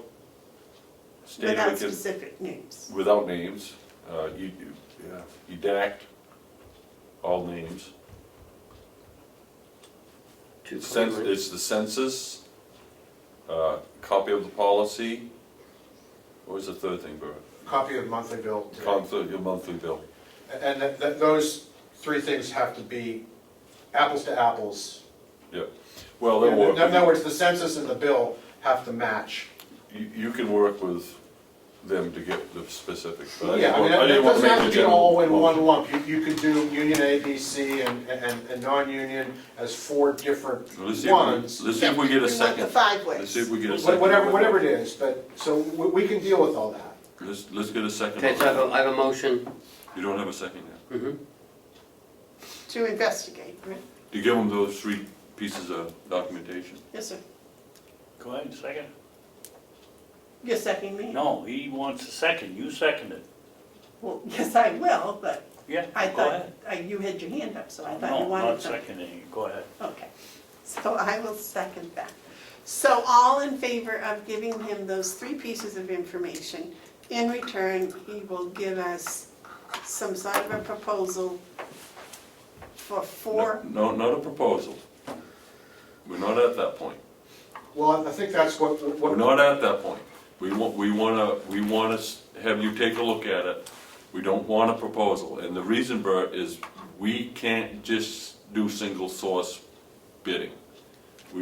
At some point, we need to have some time on this. If you put out a proposal, then it's subject to, competitive bid. well, perhaps we're in the semantic, Well, it's not semantic. If you put your bid out, If you tell us it's gonna cost X, someone can It's a come in, bid. if someone comes in and say, well, yeah, well, we can do it for X minus this. well, fine, I mean, I don't have any issues with that. I mean, obviously, the trust is gonna make their proposal, or have made their proposal. I think they came in with a quote already, didn't they? So I have Okay. no fear of competition. let's put Okay, it that way. okay, so it's not so much that we don't want a proposal. I don't want to give the impression that we're, No, you're not making a commitment, you're just, you're we're investigating. investigating, that's all. because we do need to vet your company. No, absolutely. Yes. I would Is be, this, Ken, is this something that should go out to bid? Not yet, no. No. I mean, on a yearly, Not yet, it right. hasn't before, has it? I guess what I would say is don't do Well, a proposal, do an estimate. well, it's the same thing, but yes. It's Well, a just, like I said, proposal's for us, more formal, because we could accept your proposal. it's semantic, but an estimate is, Well, it's not. well, an estimate is fine. To me, it's gonna be the same thing. This is what we estimate. Hey, Bert, Yeah, Bert, let me chime in here. Sure. Here's what you want to say. You want to investigate the potential of savings on the county's health insurance program. Yep, Right. That's it. Investigate just want savings. savings. that's fine. You can come back and say what we would save. Yeah. Don't tell us how you're gonna do it yet. A proposal would have the detail of how you would do it. We wanna see an estimate of what the savings are. Okay. That's what I wanna see anyways. Because what I'm interested in is if we can save $1 million, that's a big deal. Yes, That's a huge deal. Oh, it is. Yeah, but I wanna see how he's gonna do it, I don't wanna see it hurting the employees Well, that's at the all. presentation that you were asked for, Right. that you were gonna do a webinar on, so. Okay. Well, that's what we're talking about. The webinar, basically, we take the data that you give us, and then we plug it into our program, which shows, I mean, we will get the cost of the base plan from Harvard Pilgrim and add up all the numbers, and our estimates of what we think your, the claim level might be, and, Okay, It's, you know, but you're not making any commitments, you're looking at the numbers. okay, that's fine, then, I'm fine. Okay, so we have a motion and a second to provide 3 pieces of information without names to Claimex. Commissioner Hounsell made the motion, seconded by Amanda. That's where we are. Okay, any more discussion? No? All those in favor of the motion? Aye, Aye. Aye. Those opposed? None. Motion passes. thank you, Bert. You're welcome. And Chuck, you will see about getting him the So let me, information here's he my needs. card. Yeah. You look over, they'll do it now. I'll give that email. Okay, much for coming. Thank you for your time. twice. Send me a list of exactly what you need. Can I have your, You have to stop downstairs or whatever. or here, I'll just, I have another one, here you go. I got my cards from you, Royce. I'm just still sitting downstairs. I know. And I'll tell you that there's a plan B if you're interested, which is to simply change carriers. The low-cost carrier in New Hampshire is called Minuteman Health. The reason they're low cost is because they offer a narrow network. They offer one plan, or one style of plan called a point of service plan, that is a PPO that allows people to go out of network and pay higher copays. But I can guarantee you that it costs less than Harvard Pilgrim. Personally, I would go with ClaimLinks because I think it's a terrific concept and I think they execute well. And that's you why I make came here. $240,000. Pardon? I said, and you make $240,000. Well, I don't make it. I will guarantee you that when this is all done, I will earn plenty of commission on it, but it won't be anywhere close to what a standard Harvard Pilgrim agent would earn. I don't care so much That's about who. that's not our. I don't That's care not your who- issue. I don't care who makes money, I That's just not wanna your know issue, what but we say. I throw I in just want to make sure that the employees have better benefits there you go. and less cost. Right. That's my concern. And the county can save money. That would be a That is win-win exactly the situation, paradigm. and I would be very, very happy. And if I anyone don't gets want rich, the that's fine. employees losing benefits, I don't want them costing them more, Right. and I don't want it costing the county more. Yes, sir. I don't wanna. That's why I'm here. I don't wanna walk I a rigmarole. agree with you, Madam Chairman. I have serious reservations when the president of the company, we're on a conference call and he isn't even listening to what we're saying. Is that the type of service that your company offers, Bert? Obviously I can't give you an answer there. I don't know if he was, we experienced a bad connection here. Well, that wasn't a bad connection. He wasn't paying attention. Well, you were doing the administrative thing. That doesn't make any difference. He's on a sales call informing us. He asked you, he said he wasn't, he didn't get the question. He didn't get the answer. He wasn't paying attention. He was reading the paper and doing something else. I can't speak for him. And if that's an example of your service, you got a hard sell with me no matter how much you sell, how much you save us. Can I go back to really quick, when you said your narrow Network? network, do you mean like they only got 3 doctors in the, and Well, they're all up in Berlin? Okay, Yes, I'll yes. explain that a little. So Minuteman Health has Memorial, Huggins, and Frisbee in their network. So the basic local hospitals are in. Most of the local doctors Yeah, are or in. affiliated with them. The issue comes with specialists, Oh, which, okay, so for specialists, for people better than you can get at Huggins, let's just say, they have Catholic in Manchester and they have Leahy Clinic in Burlington, Mass. Leahy is a top-notch facility. yeah. Oh, sure it is. And I've asked many doctors and patients about it, and Okay. everyone says Leahy is good. It's a long drive, particularly from North Conway, it's a longer drive. But if I had cancer and I was on that plan, I'd go to Leahy. Dr. Zalehi kept me alive for 10 years. There you go. And I don't mind making that drive. You may not want to thank him, David. What happened to the other, after 10 years?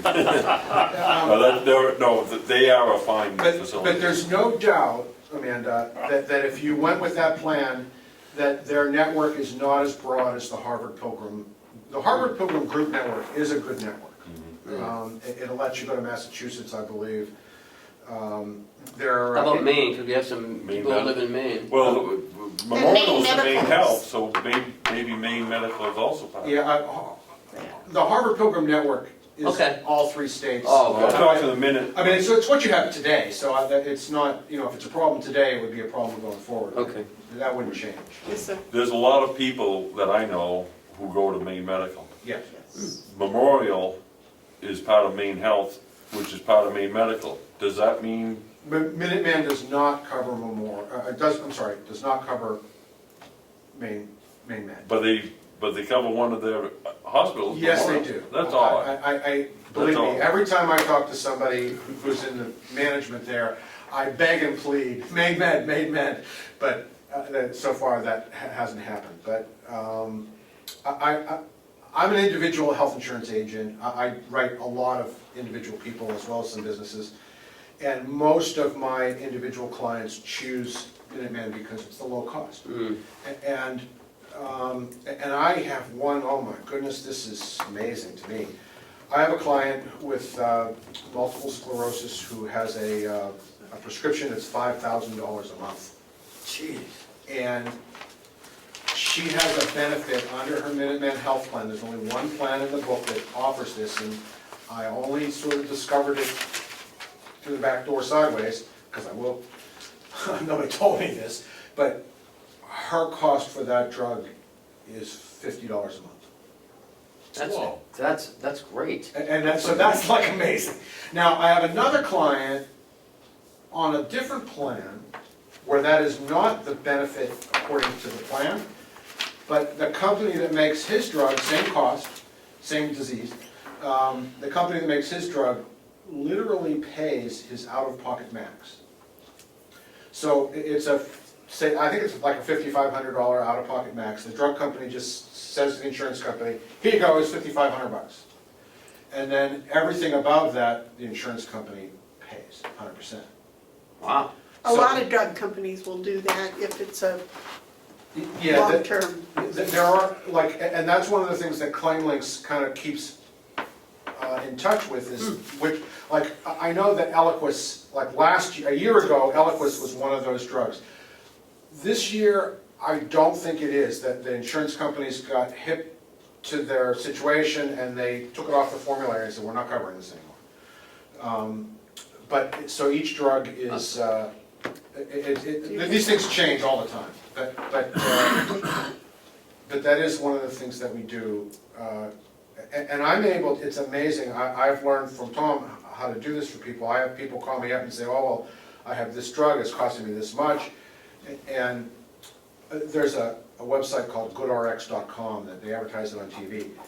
And you just go on there, you tell them your zip code, and they'll tell you what your drug costs at the local pharmacies, and they'll offer coupons often to get it lower. Oh, that's nice. And anybody can do this, you just have to know to do it. And what's fascinating is I've looked up dozens of drugs for different people, and every one is different relative to which pharmacies have the low cost. Now, often it's Walmart, sometimes it's CVS, sometimes it's Rite Aid, Hannaford's, but there's no consistency. I can't say, just go to this pharmacy because it's going to cost you less. Okay. So, I will send you an email, Chuck, and we'll move forward and schedule a webinar. Thanks, Bert, for coming in. Yeah, and it'll be a Wednesday morning, is that correct? Yes. Not the 26th of April. Oh, it'll be at your. And what's your timetable in terms of when would you want to do this? You can talk to Chuck about it as you get the information. Okay. Okay? Okay. Thank you. Thank you, I appreciate your time. So, Mark, are you off the school board as of tomorrow or today? Oh, no, or- I get 2 more years. You got 2 more years? Okay. We'll talk outside of here about that. Okay, thank you. All right, can we Making more finish, money. can we finish the yellow folder now? It's done. It is done. So administrative updates, I have Howie? Howie's an update? Yes. I thought it'd be good if Howie came in and talked about where we are for Monday. Oh, yeah. Everybody up to yeah. date, because it's exciting and. Well, that's interesting, because on the commissioners' updates, I had what's gonna go on, what's gonna happen on Monday. Oh, well, here he is to tell you. Can I Well, start? and Howie, you saved me the trip of coming over to see you. Do you have a list of people that are going to be eligible for the month of March? February is done and ready. Okay, I'm not sure if March has been compiled yet, but it'll be able For to. what? Oh, Alright. for sick, no unscheduled absences Right. for full-time people. the Daisy Award. So next week, on Wednesday, could we put on the schedule to draw for the winning of the Daisy Award for the month of February, please? We can do that. That one is. You're gonna be over there, you wanna do it while you're over there? For the resident breakfast, or? You can do it at 8 o'clock while you're over there. Here you go. Sure. Okay. You gentlemen are coming? I don't know yet. It's next week. No snow on the road. What time? 3, that might be. What time 8 is that? o'clock. That might be 8 o'clock is a 8 good o'clock. time. I got a crew of men that I have to make sure they're out the door. You can take them to breakfast? No, I can't. But I would like to tell Howie something before he starts in. I was talking with Jill last night. I went to a local presentation of the Historical Society on World War I. It was fascinating, really good. And she was there because she's a member of the Historical Society. Did you wear your uniform? No. But she told me, she told me that That's bad. this past Monday, that people came. She had 3 or 4 people She had there 3 or a 4 week people earlier. come for a week early. There's so much excitement about this. We've signed them up as potential clients. That I- Breakfast is at 7:30, isn't it? Yes. It is, it starts at 7:30 and it goes roughly to 8:30, 9 o'clock, but pretty much 8 o'clock is the high point. Very good. So, want you to start with where we are and how much excitement's going on. And did you call or invite Ossipee concerned citizens? I did, and spoke with the assistant director there. Okay. The director wasn't in, but, and I'm forgetting his name, but he was, they were Thompson. already planning on having somebody there. Oh, Jim good. Thompson? Exactly. You know, they're quite a group. I was talking to him about what they do and also offered our help from the county if they ever had special diet needs or anything that we could do, but they're serving between 2 centers, between Ossipee and Moulton Borough, 84,000 meals a year. Mm. Wow. That's something on the order of I'm almost surprised, 150 a Howard, day. you haven't been up there, to talk to them. I haven't heard go of in them. there, I go in there for lunch every once in a while, the place is packed. It's like when I go to the Gibson, it's Yes. always packed, and that's what this Monday's all about. We're bringing everyone together. This is a big powwow. Well, it is. This is significant. You know, it's, Well, but I'm awfully glad that you got in touch with Ossipee, Yeah. concerned citizens. And they are gonna have somebody there. They Because were- I wasn't aware, David, of what they do, of what Ossipee concerned Well, you citizens. don't have to come out of Conway, so why would we? What know about where I the Wolfboro I know what you do. program? In fact, all the service agencies have actually been notified through the Carroll County Coalition for Public Health. Theirs is a broad mailing, and that went out very early on. Yeah. And they captured just about everybody in the county has some connection to them. So virtually every group has received notice. And I expect that's where Ossipee Concerned Citizens had originally picked it up.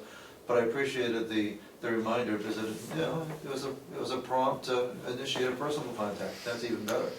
Well, I know Chuck Henderson with Senator Shaheen's office. He's gonna be there. He's called me a couple of times on it. The senator's very interested in what we're doing. Senators And they come confirmed, with it. it's confirmed, well, he's coming. Yeah. Also, we have confirmation from somebody in Carroll Shea Porter's office. Nice. Who will be there. Because we invited, well, actually, we invited the elders of the community, the county commissioners, the county legislative delegation, the New Hampshire congressional delegation, the governor, the executive councils, in a large group of organizations through the Carroll County Coalition for Public Health. There's probably some 40 different organizations that have some part in the elder service. You know, I call it kind of safety net. And I had met with them personally right after we decided to do this, and they couldn't be more excited about this. There's nothing about this that has anybody worried about being turf conscious. They know that this isn't about somebody trying to take their money, step on their toes, take away their responsibility. They understand it for what it really is a community group coming together. But what's different about this group? Most groups come together to identify the needs. The purpose of this meeting is to listen to the needs, but my understanding is, and it's my hope, to walk out with a plan of action. In fact, the cover letter actually calls for us to have a plan, because the goal is to make a difference, not to understand the problems. We have plenty of people there who understand the problem. They might need to be reminded of it, and we need to be sure that we're catching all aspects of it. But it's to leave with a community behind, and it's a very small community up there, deciding on where they want to go. Some of the established issues that are out there are affordable assisted living, adult medical daycare, adult social daycare, shared housing, which is actually big in Vermont, has not made it to here, but there's a component that is something that perhaps needs to be in the upper, northern Carroll County, or the Mount Washington Valley, might really be able to benefit by that better than most areas of the state. Enhanced transportation, enhanced nutritional services, staffing and caregiver recruitment is a big issue. Having programs and nobody to work it is an issue. And then the need for psych and behavioral services. It's all geared, right now, the general feeling within the provider community, of which we're part of, is that the existing resources are being stretched. The safety net is doing well, It's free. but it's not ready to take on we have this group that's coming up over the next 10 years, and it's actually starting right now, of people that are in their 70s and 80s, baby boomers who are in their 70s and 80s, and are high risk for needing additional services. That doesn't mean that everybody who's 70 or 80 necessarily needs services, but if just 25% of those that are in their 70s and 80s do, it would stretch the existing safety net beyond the limits. And there is no expectation that the federal government or the state is going to jump in and bail this out. There's not a federal solution to this, and we would argue that there's not likely to be a state solution to this.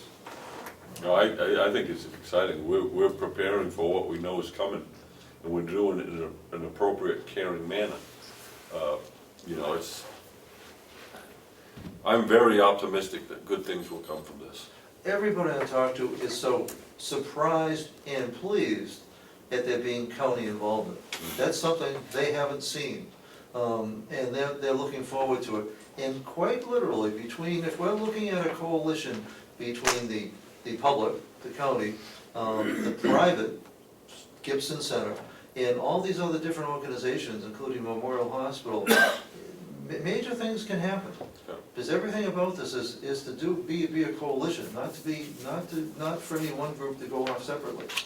Yeah, and when I came up with this bless you, when I came up with this idea of having this, Jeez,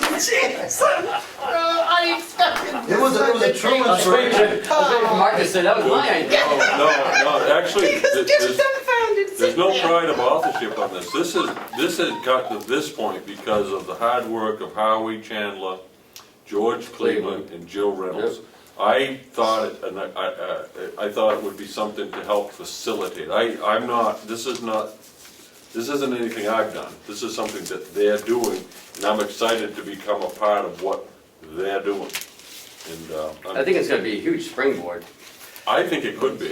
I think what it's going to do, that I'm kind of excited about, is it's going to let the northern part of the county and the southern part of the county have some conversation, which I think is pretty important. It's long overdue, and they're very undemanding. They're rugged individuals up there. They don't demand or expect it, but they're tremendously pleased by it, because it was not because they solicited it.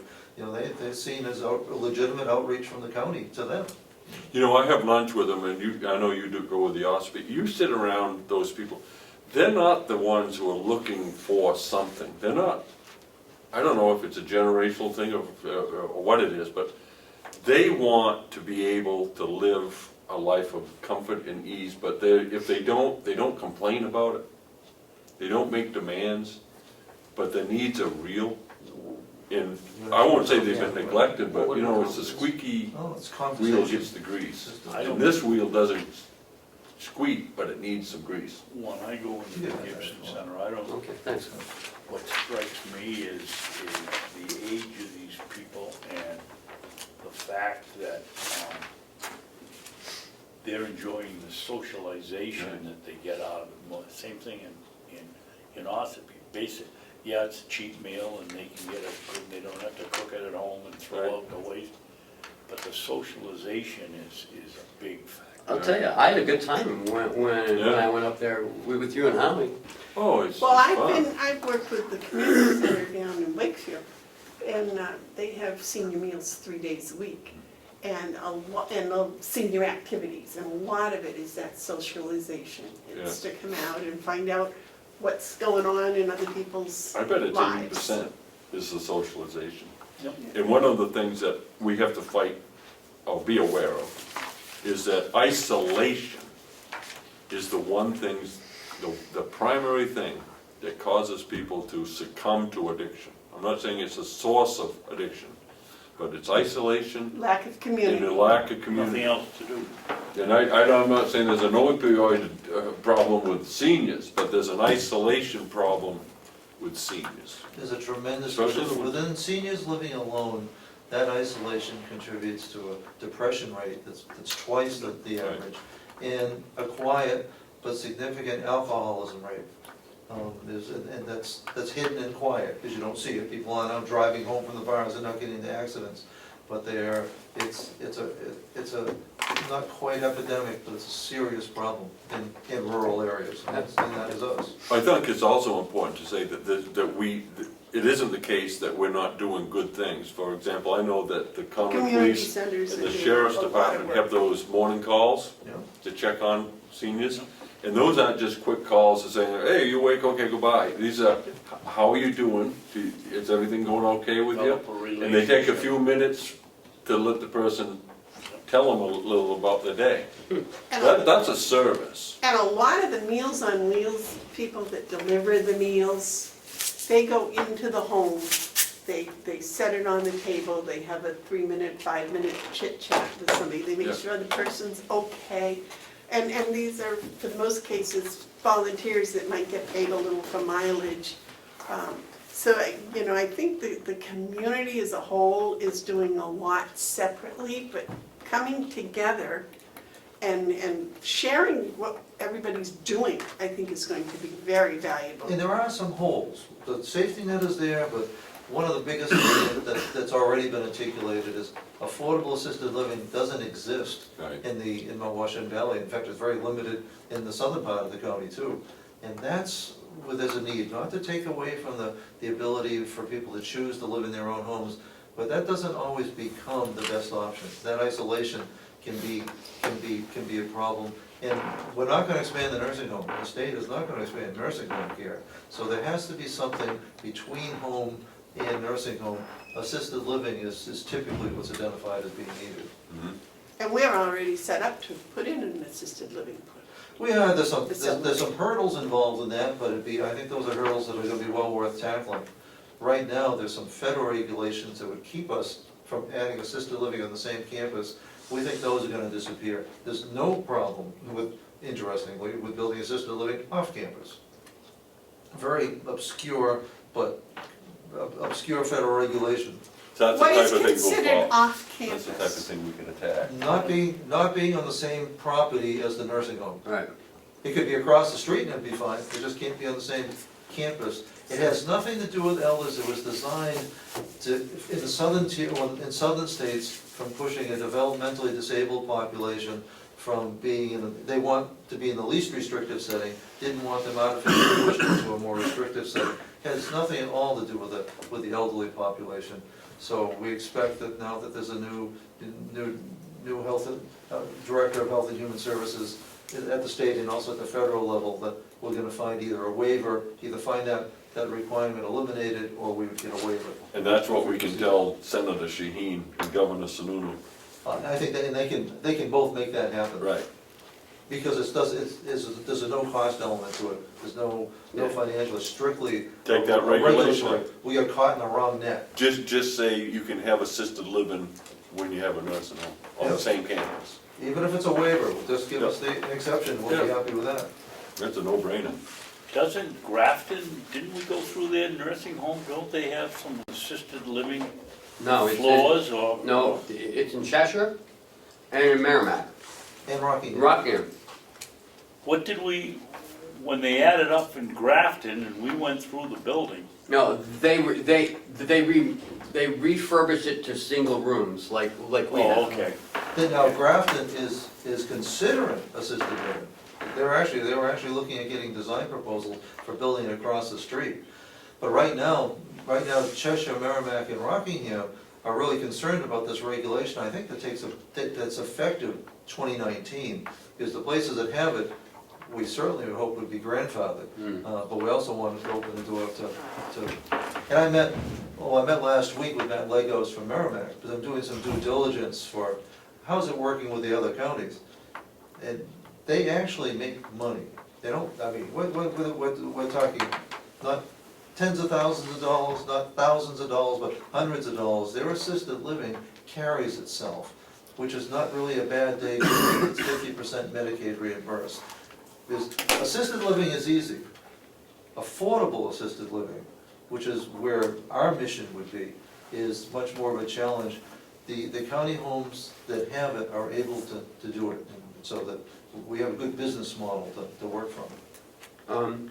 Positive. Speaking of that, can you talk a little bit about the managed Medicaid? Medicaid managed care, you've heard a lot about it, in fact, a lot in the last week.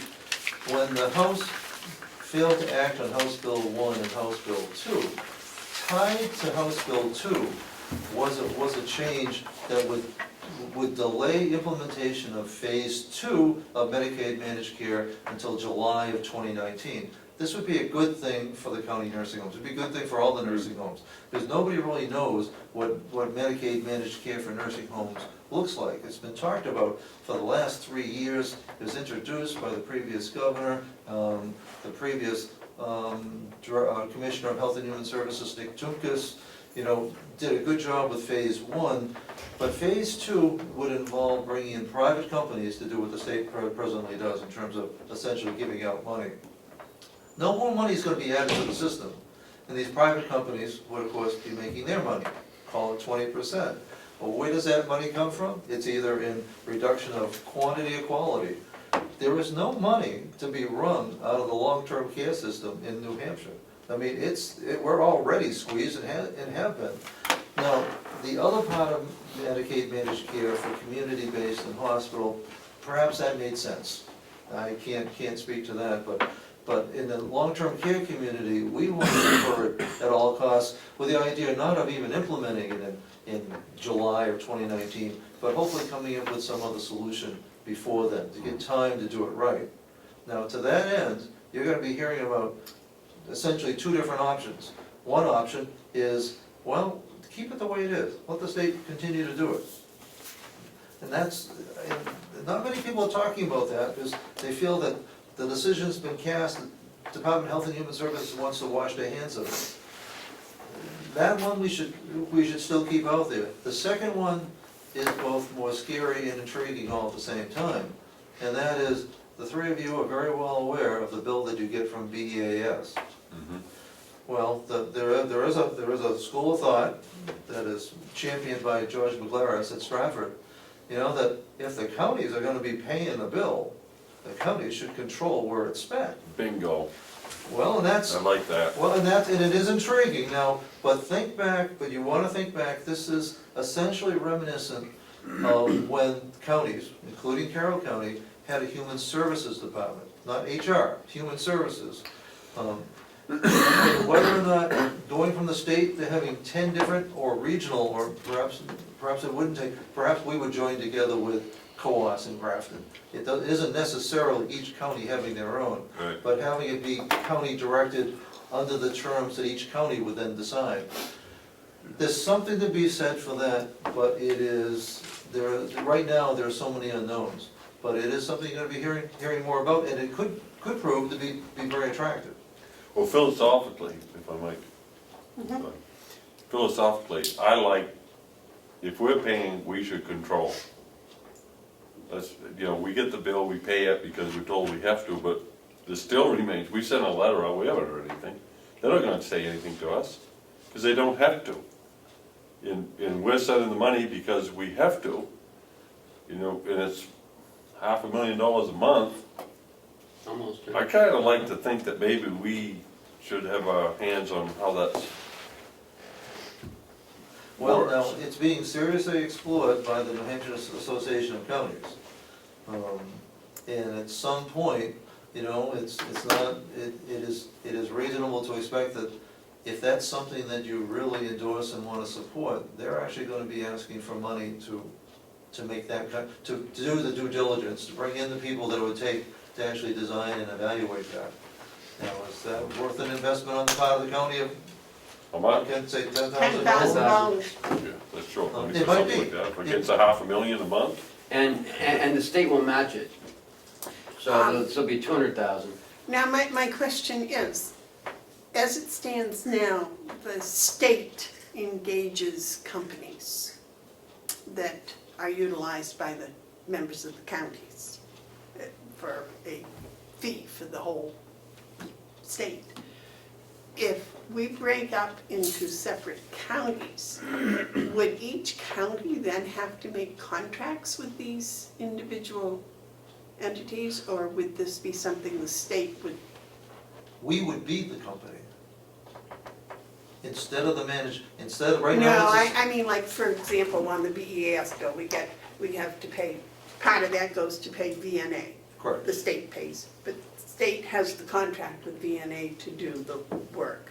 So would each county have to have their own contracts with each of these individuals? Exactly.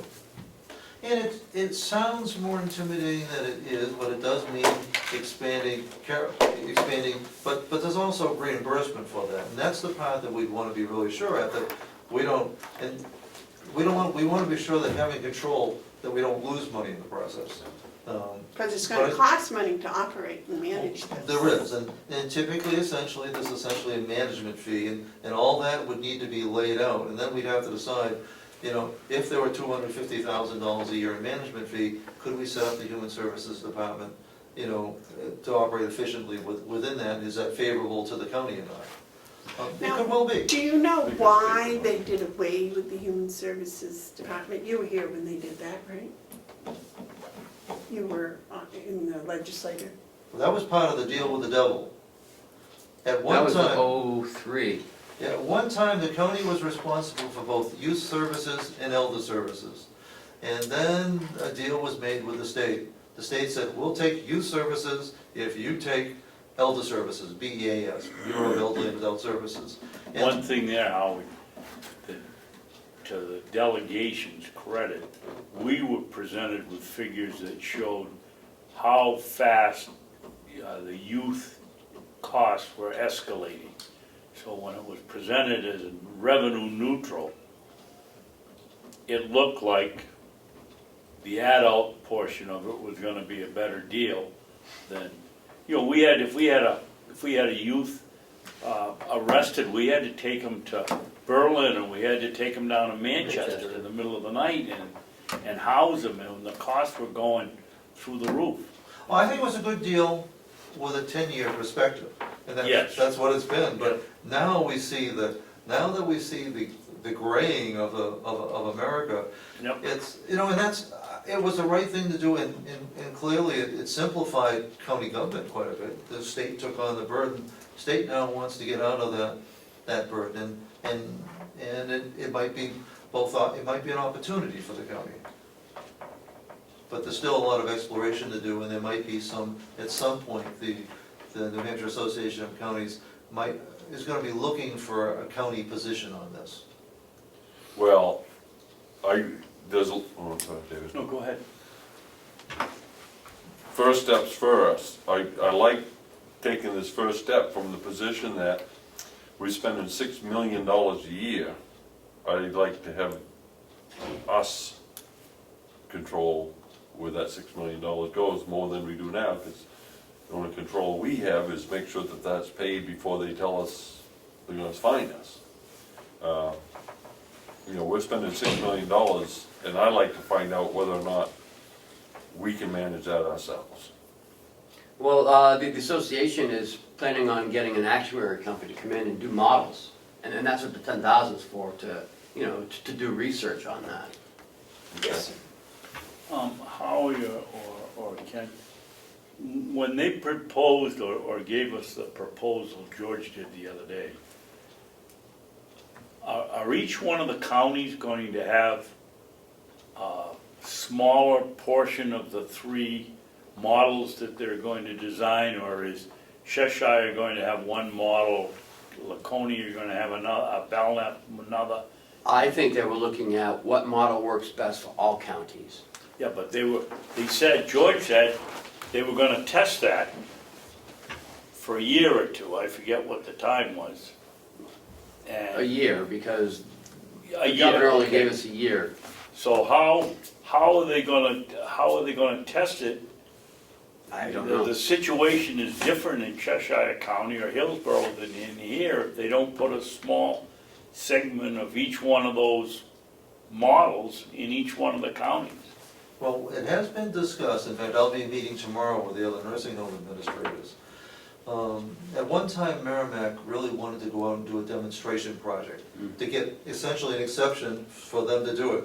Now, lo and behold, the former administrator of Merrimack County Nursing Home is now the Assistant Commissioner for Department of Health and Human Services. So there could be, so we know that she's in favor of it, we know that George is in favor of it. So whether it all happens at once, or whether there's a demonstration project to work out the bugs, could depend on a lot of things. I know at one point, the discussion even was, well, do the small counties need to set up their full operation, or could we do it collaboratively? Could we do something collaboratively with Grafton and Coas, or Belknap? Would it make sense, would there be cost savings, or should there be 10 separate human services groups? That's unknown at this point. I have to admit, now that computerization has reached the point where it has, it might be something that'd be just as easy for us to go it alone with. There's not tremendous advantages and savings on overhead by spreading things out. So it might be something that we can manage nicely in-house. Well, I'm all for consolidating government services to the local level as much as we can squeeze it. And, you know, we may say, yeah, you have cost savings if you join up with the other counties, but you still aren't controlling it, because then it's gonna either be a board of directors or something else, and administratively, it's just like a step over from the state doing it to having the association do it. It's just moving it this way. I would like us to see us move towards those coming to the county. The squeezing of services to the local level, I believe, is the direction America's going. I really do. I think you're gonna start seeing less regulations from the feds, less involvement from the state, and to me, that's just better. I think the state will agree with it. The state wants to wash their hands of it. They're frustrated with the managed care corporations. I think they would welcome a county initiative. Do you think they'll do the same with the juvenile services eventually? Oh, I couldn't even begin to offer an opinion on that. I'm not exactly sure how that's run and managed now. And that's usually. Because that would definitely make it a county by county operation. I've heard nothing at the Association of Counties that would suggest there's any movement that way, because that's so intertwined with the law enforcement side of things, that that's in the court systems and all. So I haven't heard anything, but there's been no screaming on that end, but on the long-term care end, it's been loud and clear. Interesting. Anything else? Do you know the meeting in Keene in a couple of weeks? Friday. Yeah, it's Friday. It's been put off. Oh, it's been put off? No, I mean, it was gonna be about 3 weeks ago, but it was put off, but now it is now scheduled for, I think, 10 o'clock on Friday. This Friday. Is that what they're going to be discussing? They want to update their delegation on essentially what I just updated you on, because they want to be sure there's knowledge and support, because remember, the delegation members are the ones who are voting. The House didn't, now it's in the Senate's hands. The Senate bill is remarkably, the Senate perspective is remarkably similar. The governor, to his credit, the governor, when he was first elected, was hell-bent on having this all done by the end of this year. As of last week, he is now willing to put things off to January 2019, which is quite a change in position for him. So we're cautiously hopeful all over again. So, all right, so this isn't something that's going to happen this year. Well, it all depends what yeah. comes out of the Senate bill. I mean, now it's gonna be a Senate bill for funding for the Well, budget. that's just a matter of course. It always goes to a committee of conference, the budgets. At Right, the end, David? at the end. You know, so whether it's a House bill and they didn't vote for it, or the Senate's doing this, you know, don't get too caught up on that. The fact is, the truth is they're gonna go into a committee of conference and you'll see what it is. I think it'll be the governor's budget or pretty close to it. Really? I do. I think cooler and wiser heads will prevail than what happened last week, when for the first time in the state's history, the House did not pass a budget to the Senate. And that, if you look at it, the Constitution, Part 2, Article 18 says that all spending bills must originate in the House. And up until last week, this state and the general court has always been true to that constitutional provision. The spending bill now that's being used did originate in the House. It's a House bill that they're using, and it solves the constitutional problem. But it remains that last week, the New Hampshire House of Representatives failed to pass a spending bill to the Senate for the first time in the history of the Granite State. Not a good moment. Not a good move. And it wasn't necessary. All right, well, Howie, please keep us updated as to how things are going. Will do. Thank you, Commissioner. Thank you, Ken. You're welcome, Howard, thank you. Speaking of that, the Association of Counties has asked that if any commissioner does not go to a meeting, that if they would assign a proxy vote to another commissioner. Is that something? I don't sign proxy votes. If I'm not there to vote, I don't vote. Okay. Are you going to be there to vote? Where? Where and when? The commission, but what's the date that they're gonna vote on? I don't know, they didn't send it to me. Well, we're in I'll just put it out there. And it's probably because I don't know what's going on, and no one really tells me about the association. I see no advantage for me to participate with it. I don't know why I need to be a part of the county association. Now, you guys probably have reasons, but I don't know, and it's probably because I just don't know, but I don't see any reason to get in a car and drive to Bow to be a part. I get the emails, I don't want to get in the midst of that. There's way too much confusion and posturing in my interpretation of what I'm reading. And I just, they don't want me down there. I can't go and join something, not try to run it. It's just the way I'm put together. So I'm not interested in, they'll do what they do, but I'm not there to disrupt it. I'm not there to participate. So to answer your question, no, I'm not going, and I won't be voting, and I won't be sending a proxy because I don't see any reason to. Well, only in the proxy vote gives us equal representation with the other counties. Well, why don't you have your own, you got your votes? Yeah, but that's two, and you go someplace that's got three commissioners, they've got three. Theoretically, they could have outvoted us on an issue 3-2. Is it each county has a vote or each commissioner has a vote? commissioner has a Each vote. commission has a vote. Well, I vote for what I think I want to put my name to. And I've seen proxy votes. I don't know what is being voted on. It would be an ignorant vote for me. And I'm not saying I don't trust you guys in doing all that, but if I know what the issue is and I can't go, then I would send a proxy.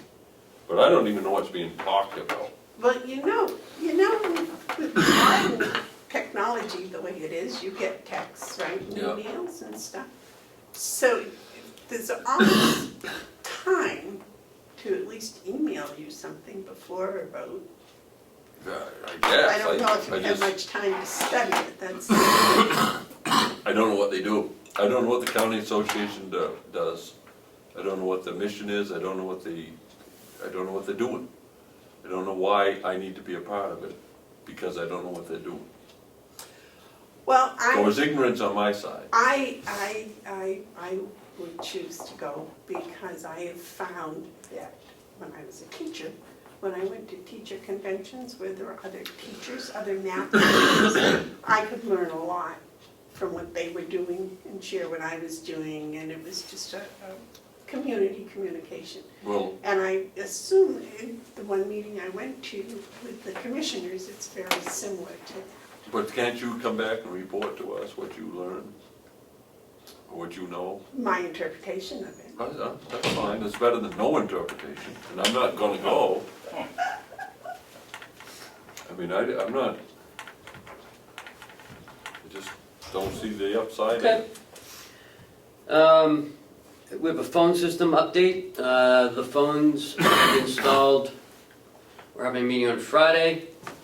And then they're gonna start, I think they're gonna start in the county attorney's office. So that's gonna be happening. The sheriff is finally being able to order his digital recorder for his Nice. dispatch. Whitehorse called me on Friday and said that they received estimates on the repair of the annex. It's approximately $1.4 million, and they are going to pull out of that annex. They're not going to. They're not going to pursue it any further. I've asked for a written document to that effect. So once I receive that, then I will bring it to you and then we have to get rid of the lease, the MOU for the lease. Did they send us, on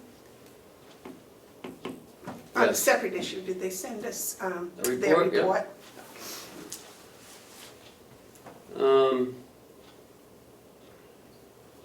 In your packet, there's a Hales location, Freiburg school contract.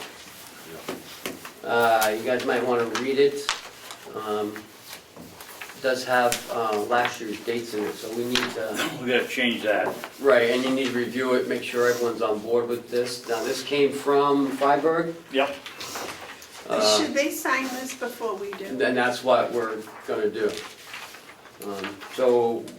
But you two are new, so I haven't had a chance to look at it. I'd like you to at least look at it, make any comments, and then we can go from there. I had looked at it last evening, but Mhm. the only thing I saw on it that was the dates. Remember, this was done last year, so, Yeah. and it never moved forward. Now, this is a substantial savings for Hales location, right? Yes. If they have any students.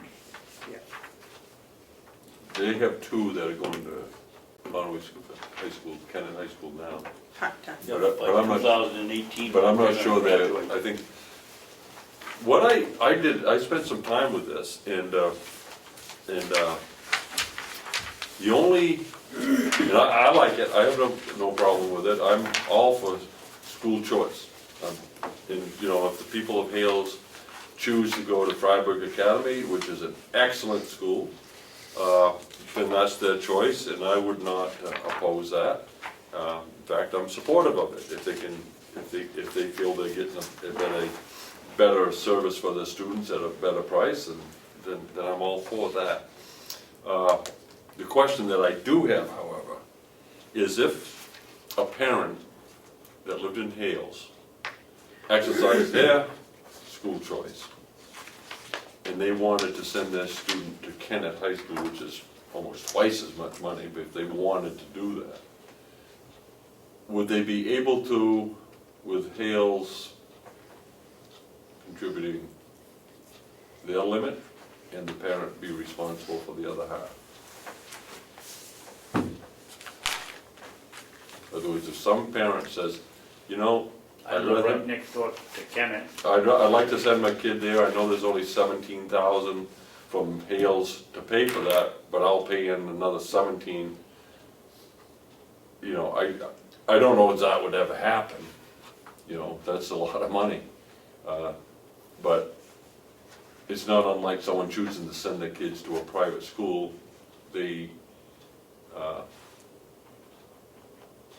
you know, I don't know how that would work, but Do the districts pay any money towards a private school now?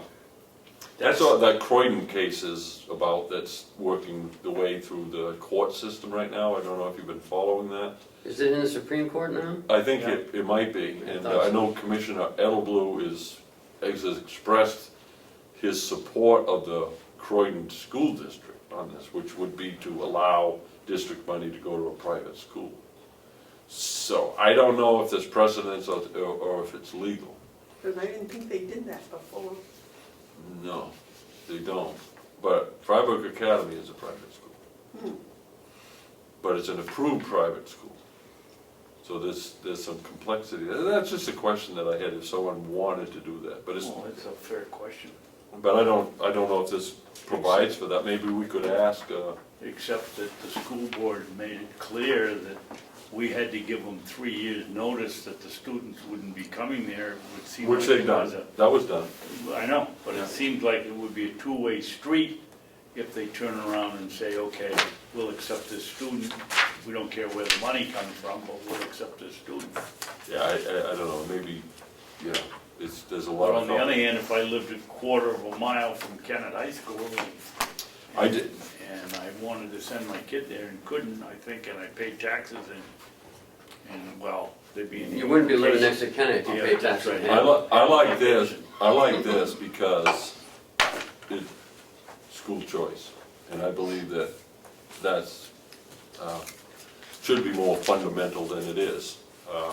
You know, whether it's homeschooling or private schooling, I have no problem with this. I just have that one question, and with the Croydon case, we may want to just kind of inquire.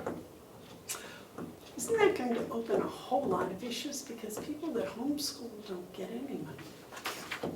That's right, and I still have to pay, you know, my school tax in my town. I don't have any kids in the school and I still gotta pay mine. Oh, we need to talk about that too, by the way. What, his kids? No, him not paying taxes. Oh, don't you hate that? No, there, he's get something else, Oh. obviously. I don't know, it's just a question, but There are two things on here. The medical attention, Hale's location will be responsible for payment of all such medical attention. And special needs will be, Hale's location will be responsible for that. The state sets the rate for tuition for the academies, for the private schools that are also public schools. are you talking this state of Maine? Yes, that's it for, so it'll be a little bit more than 17.9, but for the 17.9, they get 9 meals a week and transportation back to Wow. and forth. That's what got my attention. That's pretty darn good. Academy shall provide a bus for purpose of transportation between the academy and its designated pickup drop-off location and Hale's location. That's pretty good service. And I That's a wonder, ride. I think Kenneth can figure that eventually Eaton's gonna do the same thing. Sure they will. No, until 2026. Well, yeah, they can't, they're tied in. Oh, and I don't think they can because they're a town, right? No, they No, They they can, can. they Oh. can, they looked into it, but They don't, what they have is, contract when they built the new high school. what they have is ascending towns in the, tuition towns. And they join together to build a high school. And, that commitment on the Conway taxpayers, which the Conway taxpayers are on the hook for, required tuition contracts where these other towns also are committed to pay for that until the school's paid for. I get it. And so once the school's paid for, a number of things can happen. Some of the towns may say, we don't want to go to Kennedy anymore, would be their right.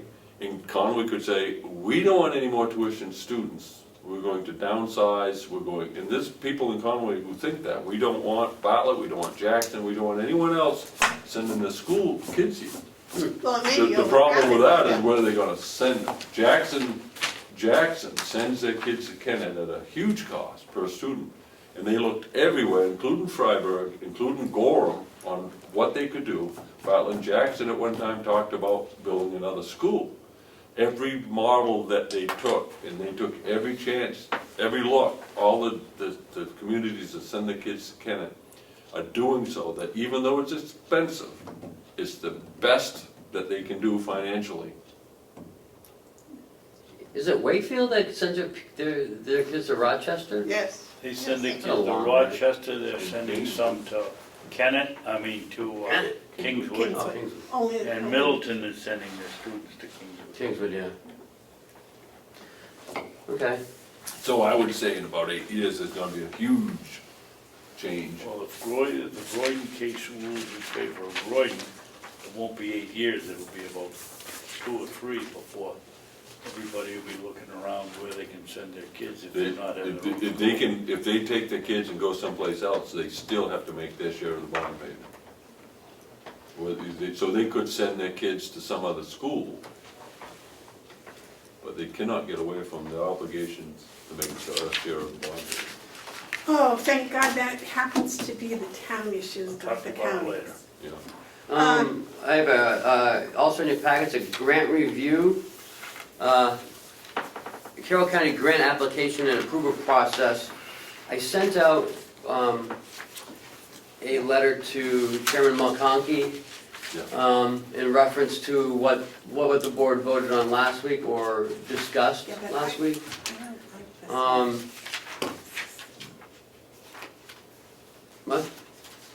Is this what they approved last week? Yes. No, we didn't approve this. What are you talking about? No. No, I- we didn't approve this. I don't know what we're looking The at. Yeah. the commissioners approved a grant review committee consisting of a commissioner, myself, and a person on the delegation, to be picked by the chairman of the county convention, which I sent a letter to him on Monday. And then on Monday afternoon or Tuesday, I received this from Representative Cordelli saying that he submitted this a few years back. Right. Okay, all right. So this is his, so this is his policy that he created. I've never seen this until now, His suggestion. Yes. yes. Okay, all right. Because now Gentlemen, I you know, apologize then. you know that this bill is in the Senate currently. And they want Representative Comeau to work with the senator on an amendment. They don't like that it's shall. The senators don't want to force the county convention to do something when it's already in the law. They don't feel that it's their place to. Kenny, didn't we Force it. have the letter you wrote yesterday, isn't that here somewhere? No, Oh, it isn't? no. Well, I see this as. Well, as you can see, I wasn't impressed with some of this stuff, so. I just felt that the more I read it, the more it Well, I think. just needed some more work. Well, I think what we have here is a good faith effort by Representative Cordelli Take over. to make a presentation for us to consider. It's not any, I don't see this as a mandate or a requirement, it's just his idea. And I appreciate that, but that doesn't mean that I would accept this in its current form at all. So I do have one question on it, and that's at the end, the enforcement of the policy.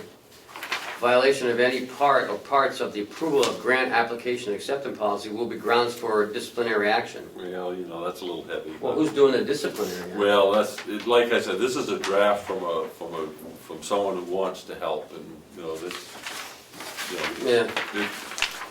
I mean, look at how many I don't- highlights Amanda has on it. You know, I like pink.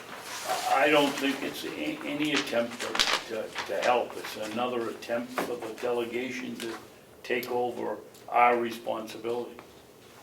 Another one of the slice cuts with a Yeah. death by 1,000 cuts. Yep.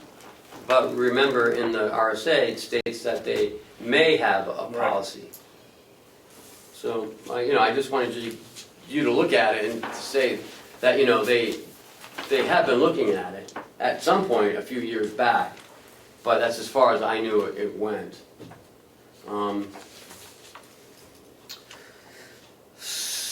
I received an email from Representative Comeau the other night, and I'm sorry you weren't on the list, Amanda. I just noticed that this morning. But he did send it to the commissioner's email, which is here. Cheryl is the only one who has access to that, and she's on vacation. The Ossipee Selectmen denied the abatement that you put in, I guess. For the water precinct. Oh, Yes. That was What- the only one. It's just, I checked that this morning. Oh. It's just the water precinct. I don't know what that is. I don't, I'm sorry. On the Our bill, water on the bill, our they were water. supposed to, 80% of the water precinct isn't supposed to be taxable because it goes to the nursing home in the complex. So I'll have to refigure that. They kept the evaluation as it was. So, one of two things, there was no explanation, so I'm not sure whether they kept the evaluation because that is in fact 20%, or whether it's 100% and they didn't want to change it. That I'm not sure, but I haven't done enough work to know which is which. Well, I wonder if it's 100%. They didn't run a line with a bond down to the village for $200,000. They didn't put the pumps and build the reservoirs up there for 200, so I don't think you can assume that that's 100% of the cost of that. It's about, assessment is 100, evaluation. yeah, it's 100%. Looks to me like it's 20. 20%, and that may be exactly where it was. That's what that's about. That's it, that's all I have.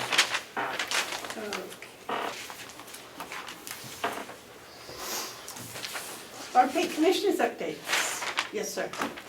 I think one of the things that we should do is talk to John Rich about getting us a setup here so that it doesn't take 45 minutes to set up. We should have a computer and we can put Skype up and we can see the people we're talking to right here on the wall and know whether they're paying attention or not. I mean, how many times have we interviewed people and it's nice to see who you're talking to. It's nice to watch their, I was thinking of that talking to Liz this morning. and talking to Liz, we could use it, but we don't want Well, I something. mean, if Liz is driving to her next place, she's not gonna be on Skype. Well, she shouldn't be on the phone She shouldn't be on the phone. if she's driving. Well, maybe it comes through a car, maybe she has one of those things that Maybe you do. she Didn't we does. have that in the budget? What? Yes. And it was cut out. I don't like telephone conferences. I don't, Skypes they're not clean either, but they're better than telephone conferences.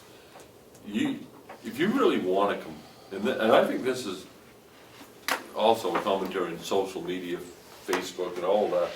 If you really want to communicate with someone, you need to be with them. Because communication is just not the words you speak, it's the way that you speak, and your facial expressions, your body language. That's what I was trying to say. That's what communication is. And I think Commissioner Babson's right. If we're going to rely on electronic communication, I think we should be doing as much as we can to be able to read body language, see people's faces, and to see if they're paying attention. I mean, how much does it, we're throwing away computers Oh, it's, Every month, somebody's getting a new computer. How much effort does it take to plug it into the wall, download Skype once, and then plug it in and hit Skype and have the thing come up on the... I would agree with Commissioner Babson. I'd like to at least see what it would take to do that. I mean, if it took $100,000, No, I think it just takes a laptop and a big And a TV laptop screen.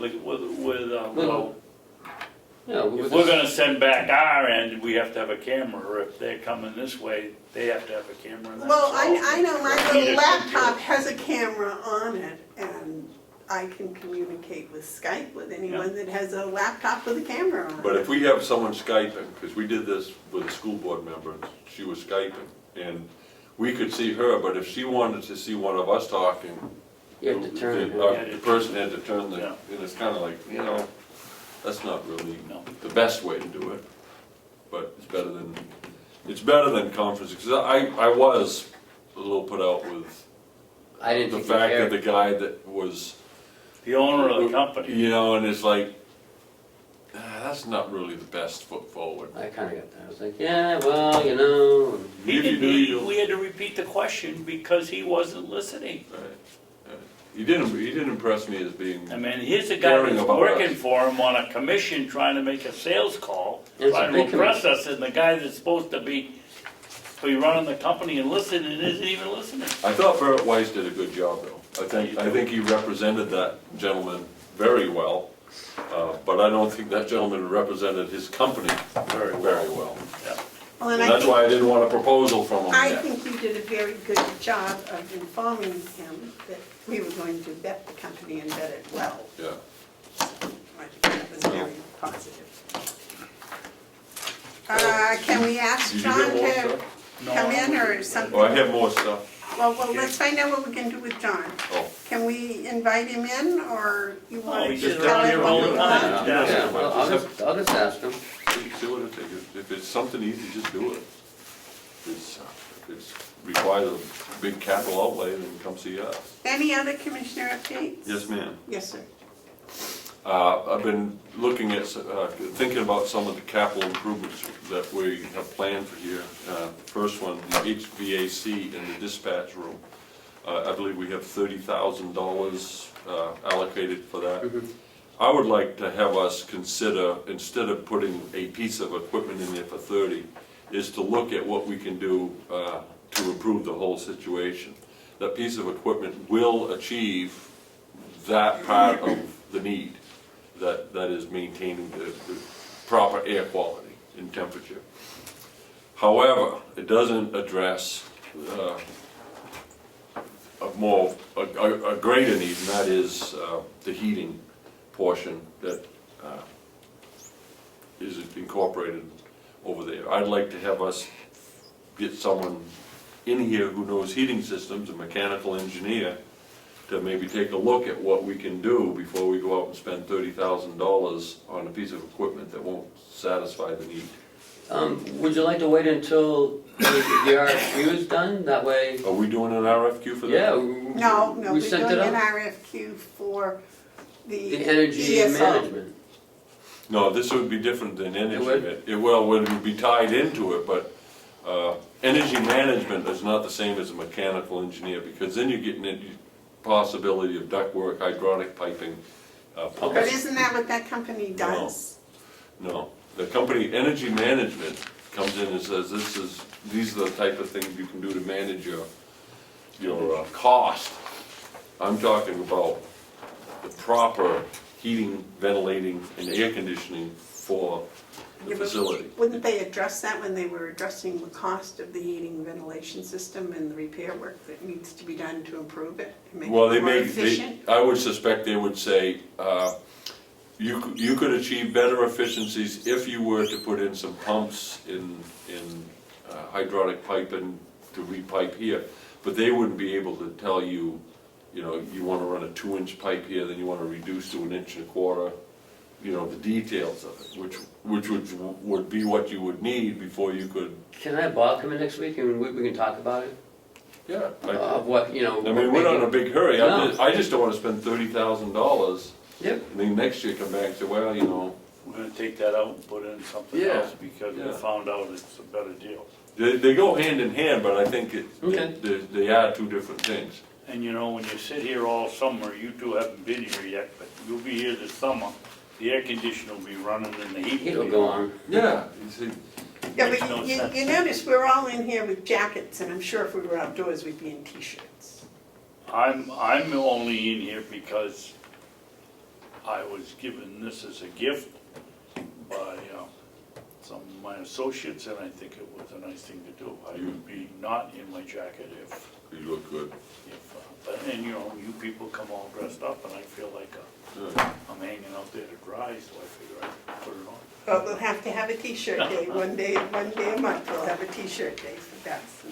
Yeah, I had another facility related, Okay, What one? the water heater boiler at the annex that we need because that's the water that we use for laundry. However, at the same time, we're talking about this ozone system. So before we go out and spend, I think, 60,000 or better for the boiler, I'd like us to see how much, if we're going with the ozone, do we need that water heater? the ozone is for the jail, I believe. Yeah, but, We're also we're looking at putting it in the nursing yeah, home. and so if we get $60,000 for the boiler, but we can achieve laundry services by putting an ozone in the nursing home. For 30,000, we're at 30,000 ahead. Yeah. We got $60,000 put in the water Yeah, heater. but I don't think the nursing home has a washing facility, does it? A laundry facility? They don't need one because That's where all the laundry. they don't need the water, they don't need the In hot water. annex. They're doing it in the annex. That's what he's talking about. That's what are you talking about? Well, I'm When talking you're about doing the talking about- laundry. You're in it. talking I'm talking about doing the laundry where they do in the the laundry. annex. What I'm talking about Alright. is if we're doing the ozone, do we need the boiler? I see. And I'm not, from what I'm told, you can use the ozone with cold water. That's what they said. I So think if it that's has to the be room case- temperature, doesn't it? Well, if that's the case, do we need to spend $60,000 on a water heater That's a good for hot point. water? That's a Bob question.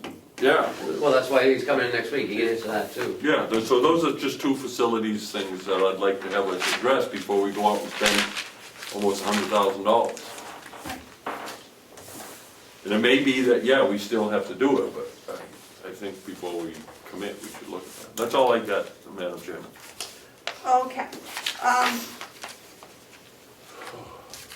I have, in my notes, I was going back over the notes, and at one point I had suggested some garden plots that the employees could use. And if there was money invested, money paid, then we had to get the delegation.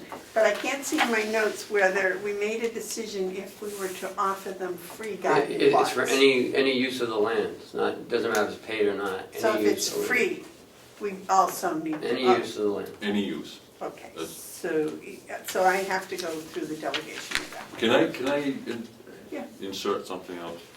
When are we going to talk about the Farm Agricultural Study Committee or whatever it is? Next week.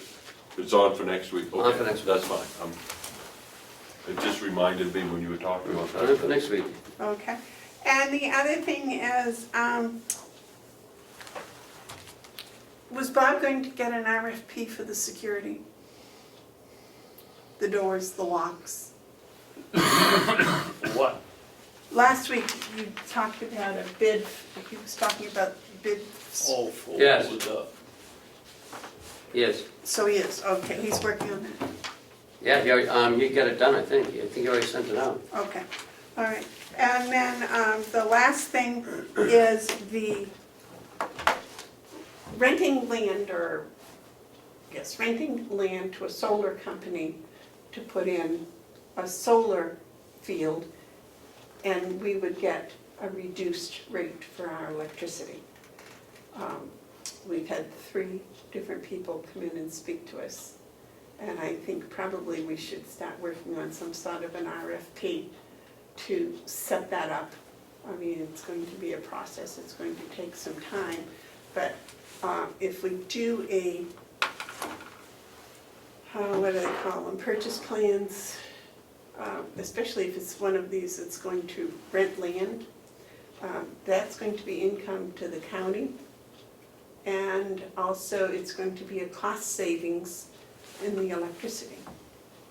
So I think, You signed a 2-year agreement with the 18 electric months. company. 18 months, which we can terminate at any time. No, you can't. That was one of those requirements that we put in. Not if they're pre-buying all that power. I don't think you can. My notes said that that was when we could terminate. I think we're in with them for the duration. But I think this But the is other going thing- to be But the other thing about the Term. solar panels is I don't think we should be doing anything with that until we get some idea what we wanna do with the, I don't call it a farm, but the farm. And plus, that'd be part of the RFQ with the energy company that's coming in to do all that stuff. Not actually, it's separate, it's a rental lease purchase type agreement. And I think that, we could do it on the other side of 28th, so it's not contiguous really. Well, it's on the other side of the road, but. I'm pretty cool to that solar panel at the county right now, but.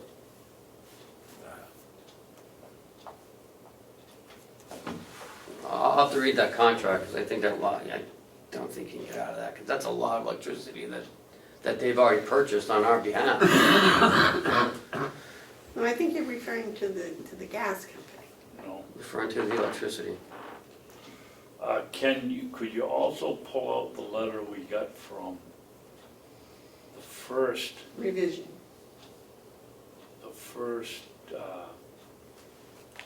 person that came in that shows the difference or how much it goes up per feet away from the user? Remember we talked about putting it down and he sent us a letter? Right, but this is different. This is putting it back into the grid. Oh, she's talking about putting it across the street by the Christian. Right, but it's putting it back in the grid. It's not Oh, for just sorry. us. Okay, yeah, Right. yeah. It's a, So it would go back in the grid and then we'd buy it from them at Right. a lower rate. Right. right.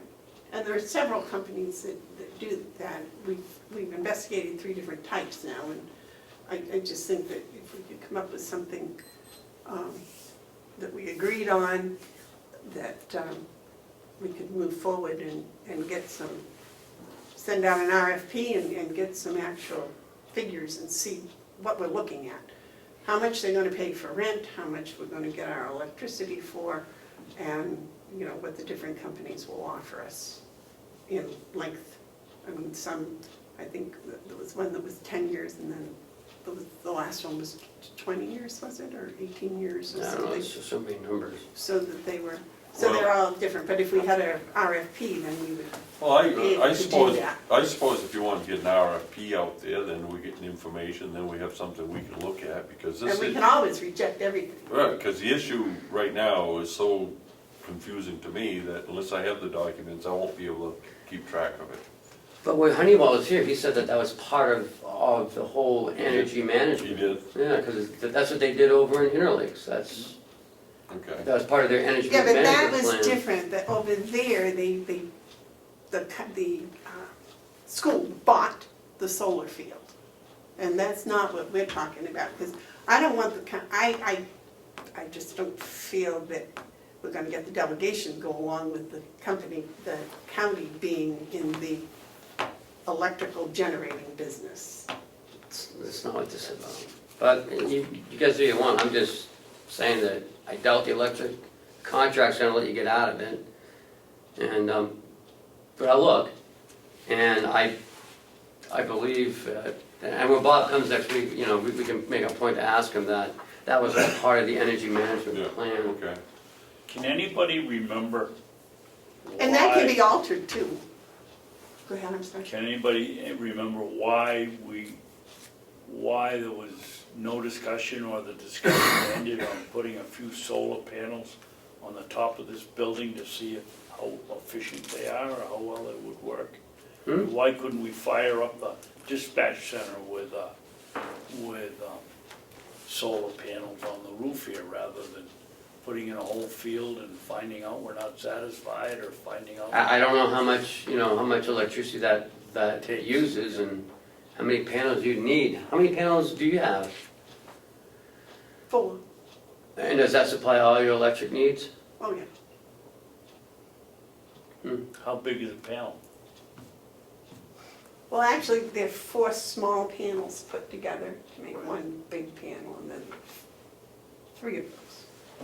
Oh, so Wait a there's minute, 12 is little there panels? Yeah, 4 they're or just a 3 little- here? yeah. There's Well, 4. I was just thinking, because I was up there looking at the hole in my roof. Right, and that's why I knew you'd know, because you were just up I there. was just up there looking at that hole. So you've got 4 in each one of the complete panels, and Yeah. you've got 3 of those complete panels. Right. So You know I those- would think the answer was 12. Yeah, well, no, because you I saw did those, teach math in high school 3 you times. saw those forward. panels we saw this morning on the way in. Those, each one of those is called a panel. They're made of 4 pieces, but they're each one on a separate pedestal, I believe, is called a panel.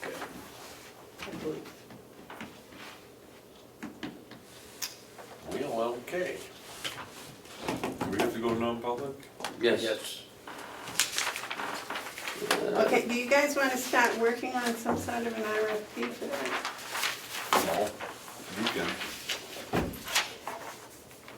Okay, thanks, guys. I'll try to get something that you guys can then pick and choose pieces and parts, how's that? Okay. Okay. I'll put it into 3 things and you pick one. Or- 4. Yeah. I'll make a motion, we go into non-public session number 1. RSA 91A3, paragraph 2, parentheses A, and section 291A.3, paragraph 2, parentheses C. And Second? Second, roll call is Yeah, you yes, got yes, that. and yes. Roll call? Yes, Well, you know, he has to call the roll call. Okay, Commissioner Hounsell, Yes. Commissioner Babson, Yes. Commissioner Bevard. yes. And if I could have a moment. to Well, use what I was somebody's- going to say, we'll let John clean up because we have nothing else. No. Do you have any? Public? Oh, you might want to do a public comment. So I was just gonna say, ask if there was any public input. I think so. All right.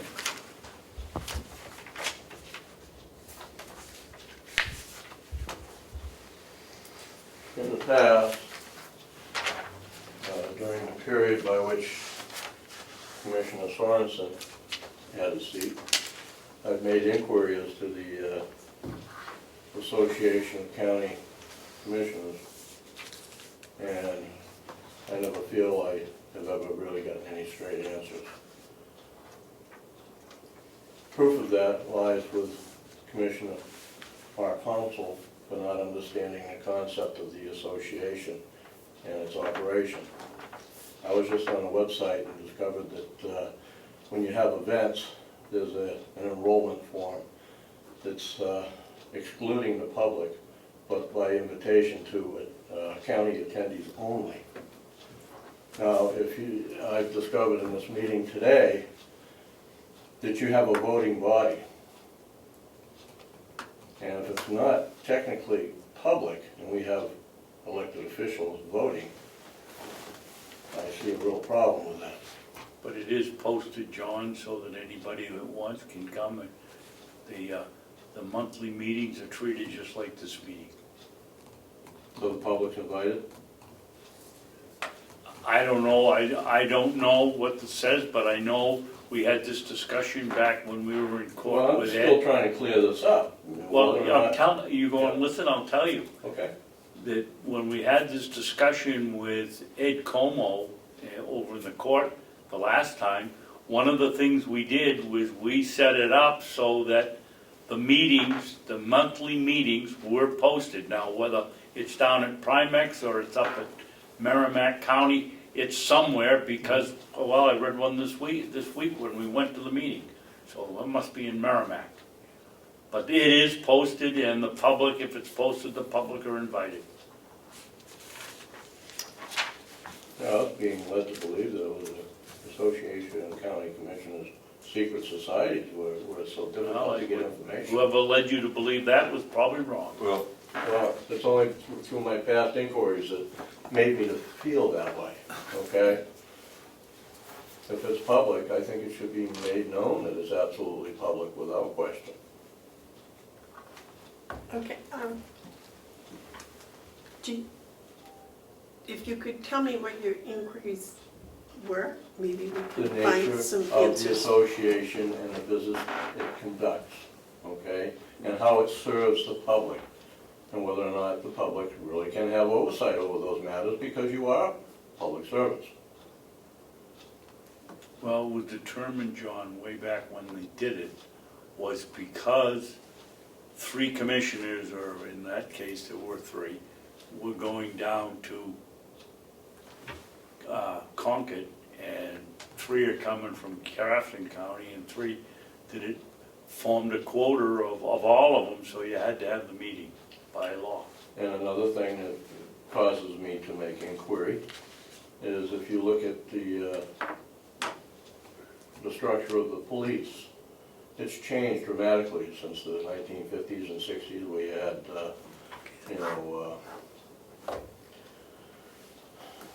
regular policing, it wasn't,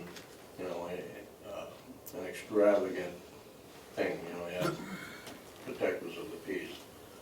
Today, it's more militarized, and you stop and ask yourself, why is this, that we've turned this into such a conglomerate of power in such a department?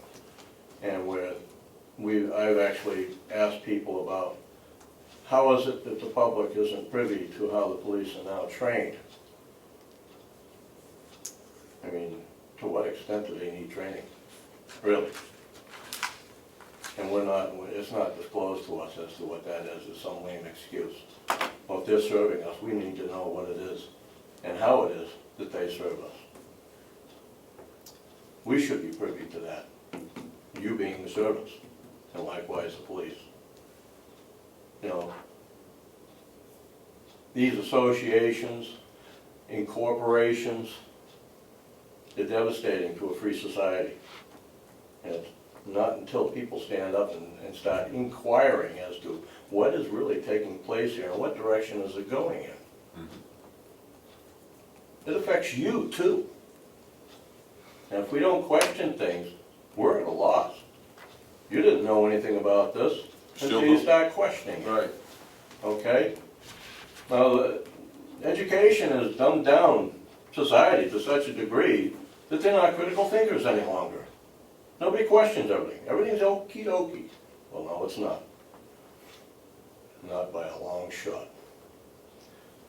So, I see, the Association of County Commissioners and everything, and not a lot has been disclosed over the few years I've been here. I just sit here and wonder, why is it such a big secret? And you don't really push the public to attend. Which leads me to, is this kind of an easy way in to conduct a secret society? Was it born from Yale? Makes you wonder. Thank you for your time. Thank you, John. John, I don't believe we're going to come back into public, so I'm going to declare a recess so you can clean up and go home. Thank you. Well, we are coming back into public, but we're not conducting any public. We have to come back in to seal everything, but we're Right. not going to be conducting. Yeah, Well, what you've typically done. Right. All right. I was just going to say we're going to give you permission to, If I, give you time to get ready to leave. Where do I sign? No, other than that, you'd have to sit in the hall and wait for us to get done, and I don't want to do Okay. that. Yes. I'd like to, if I know it's public input and we're to listen, Yeah. but I'd like everyone to hear what I would like to say with John's comments, if that's okay. I know it's public input. Well, you two can have a conversation, see? Well, I agree with that. That's fine. That's it. The issues you bring up are actually paramount. They're often forgotten because we're so busy doing everything. But it is absolutely essential that we do all we can for transparency. I've always believed that. whenever there's anything going on, it involves the public, and they have a right to know, we should be bending over backwards for that. These associations, and I'm not picking on this one, it's any association, does afford for those who would want to take advantage of it, and I'm not saying anyone is, but it does afford the opportunity to hide in the shadows when you do conducting public business. There's not clear understanding of what's being done. I don't know. But I also, because no one's really said, would you like to know? It's like, I would almost think that, okay, here's another person who's going to join our association, but the assumption was that Excuse me. I already knew what that was, I knew what they did, and I don't. Thanks, sir. And that makes me, John, Yes, sir. share the same concerns you have. Appreciate that. Thank you.